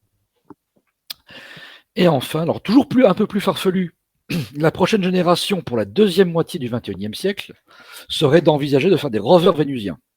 Voilà un exemple de rover vénusien qui se transporterait à voile ici. On voit qu'il y a un panneau solaire ici, probablement pas très efficace parce que la surface de Vénus est très très sombre. Avec les nuages et l'atmosphère très épaisse, il atteint seulement 2% du rayonnement solaire atteint la surface. Ça correspond à ce qu'on a sur Terre dans on va dire ça, à la luminosité qu'on a par un ciel d'orage terrestre. Donc a priori pas suffisant pour de la puissance avec des panneaux solaires. Mais bon, le dessin d'artiste a été fait avec des panneaux solaires pour une raison probablement que je ne m'explique pas. Ou alors c'est des panneaux solaires sensibles à l'infrarouge, là il y en a beaucoup, mais bon. En tout cas, ce panneau solaire-là est fait pour prendre le vent et faire une espèce de char à voile sur Vénus. Sachant que le vent a beau être très lent à la surface, de l'ordre de 1 mètre par seconde, l'atmosphère est si épaisse qu'un vent, même très lent, est capable de transporter des objets. Il faut penser vraiment au courant au fond d'une rivière, qui serait, encore une fois, pour Vénus, l'analogie entre atmosphère et océan, enfin, on est vraiment à mi-chemin entre du gaz et du liquide. Donc on est à mi-chemin entre atmosphère et océan de gaz carbonique. Donc la difficulté principale, c'est pas tellement ces histoires de déplacement, c'est plutôt que d'un point de vue l'informatique n'aime pas les hautes températures, hein. Il faut des ventilateurs pour refroidir les ordinateurs, hein, vous le savez déjà. Et l'électronique à haute température, on sait faire beaucoup de choses, mais pas tout. On sait faire très bien des moteurs, enfin tout ce qui est moteur et mécanique, il n'y a pas de problème. On sait faire des choses qui tiennent à 450 degrés. On sait faire même des processeurs à 450 degrés. Ils sont beaucoup plus lents et beaucoup moins efficaces que les processeurs qu'on a dans notre ordinateur actuel ou dans nos téléphones, mais on saurait faire un processeur à haute température. Non, le composant qu'on ne sait pas encore faire pour des raisons vraiment physiques profondes, c'est des mémoires. Parce que les mémoires sont très sensibles aux fluctuations thermiques. Et si le milieu est chaud, il est très difficile de stocker de la mémoire pendant des durées suffisamment longues pour que ce soit utile. Donc le mieux qu'on puisse faire, c'est stocker quelques bits seulement, ou même quelques octets, une poignée d'octets, c'est à peu près tout. Ce qui veut dire qu'un rover vénusien devrait être piloté en temps réel par ou un orbiteur ou quelque chose dans l'atmosphère où il fait plus froid. En tout cas, il faut que le cerveau ou que la mémoire soit située ailleurs que sur le rover. Et que la communication se fasse en temps réel parce qu'il n'y a aucun moyen de stocker aucune information que ce soit à basse altitude, enfin au niveau du rover. Dans l'état actuel de la technologie. Il y a des progrès qui sont en train de se faire, il paraît, notamment parce qu'un autre débouché pour l'électronique à haute température, à part explorer Vénus, qui est un peu, on va dire, académique comme intérêt, c'est l'industrie minière qui voudrait bien avoir des têtes foreuses intelligentes capables d'aller à plusieurs kilomètres de profondeur, là où la température est justement voisine des températures vénusiennes. Donc il y a l'intérêt économique plus majeur et qui pilote ces développements de recherche et développement, on va dire, dans ce cadre-là. Et enfin, la dernière image, celle de fond, elle ressort régulièrement parce que sur le principe, ça tient la route. Mais l'atmosphère de Vénus étant faite de CO2, il suffit de remplir un ballon avec de l'air terrestre respirable, azote-oxygène, pour que ça flotte naturellement. Parce que l'azote et l'oxygène sont plus légers que le CO2, et on sait que quand on met un gaz léger dans un gaz plus lourd, ça flotte exactement comme des ballons d'hélium sur Terre. Donc, en mettant de l'atmosphère terrestre dans ces ballons, ça flotte. Donc, rien n'empêche de mettre des gens dans les ballons qui respirent l'air en question, des panneaux solaires au-dessus, parce qu'au-dessus des nuages, il y a plein d'énergie solaire à récupérer. Là, pour le coup, c'est vraiment efficace comme utilisation des panneaux solaires. Et le milieu ambiant étant du CO2 avec d'autres molécules, on peut avoir accès à peu près toute la panoplie des atomes utiles. Donc on a du carbone, de l'azote, de l'oxygène, de l'hydrogène, etc. Bref, on peut mener toutes les synthèses chimiques qu'on veut à bord pour fabriquer sa propre eau, son propre carburant, sa propre nourriture. Donc utiliser ces espèces de stations-là pour fabriquer du carburant pour les éventuelles utilisations sur Terre ensuite, parce qu'après on peut l'envoyer de l'atmosphère vers la Terre après, et avoir comme ça des cités flottantes, donc des îles dans les nuages de Vénus. En toute rigueur, il n'y a pas de verrou technologique majeur qui fait que c'est impossible. Ce serait juste complètement hors de prix par rapport à tout ce qu'on pourrait faire d'analogue sur Terre, donc c'est absolument pas compétitif et probablement pas réaliste tant qu'on n'a pas des coûts de construction beaucoup plus faibles dans l'atmosphère de Vénus. Mais sur le principe, si quelqu'un voulait y mettre les moyens et perdre beaucoup d'argent, il serait possible de faire des villes flottantes au-dessus des nuages de Vénus. Voilà. Probablement, il y a probablement des détails à régler, mais en tout cas, il n'y a pas d'obstacle fondamental majeur avoir ce genre de choses, auxquelles je ne crois pas du tout, du moins pour un futur prévisible. Faut jamais dire jamais, mais en tout cas, je dirais que d'ici la fin du siècle, il est extrêmement peu probable qu'on voit quelque chose comme ça. Voilà, et bien sur ce, cette conférence est terminée. Si vous avez des questions, bah, je serai ravi de pouvoir y répondre. Donc je garde le partage des fois que quelqu'un veuille me montrer une image ou pas, mais en tout cas, je rends la main aux organisateurs de la conférence pour la suite.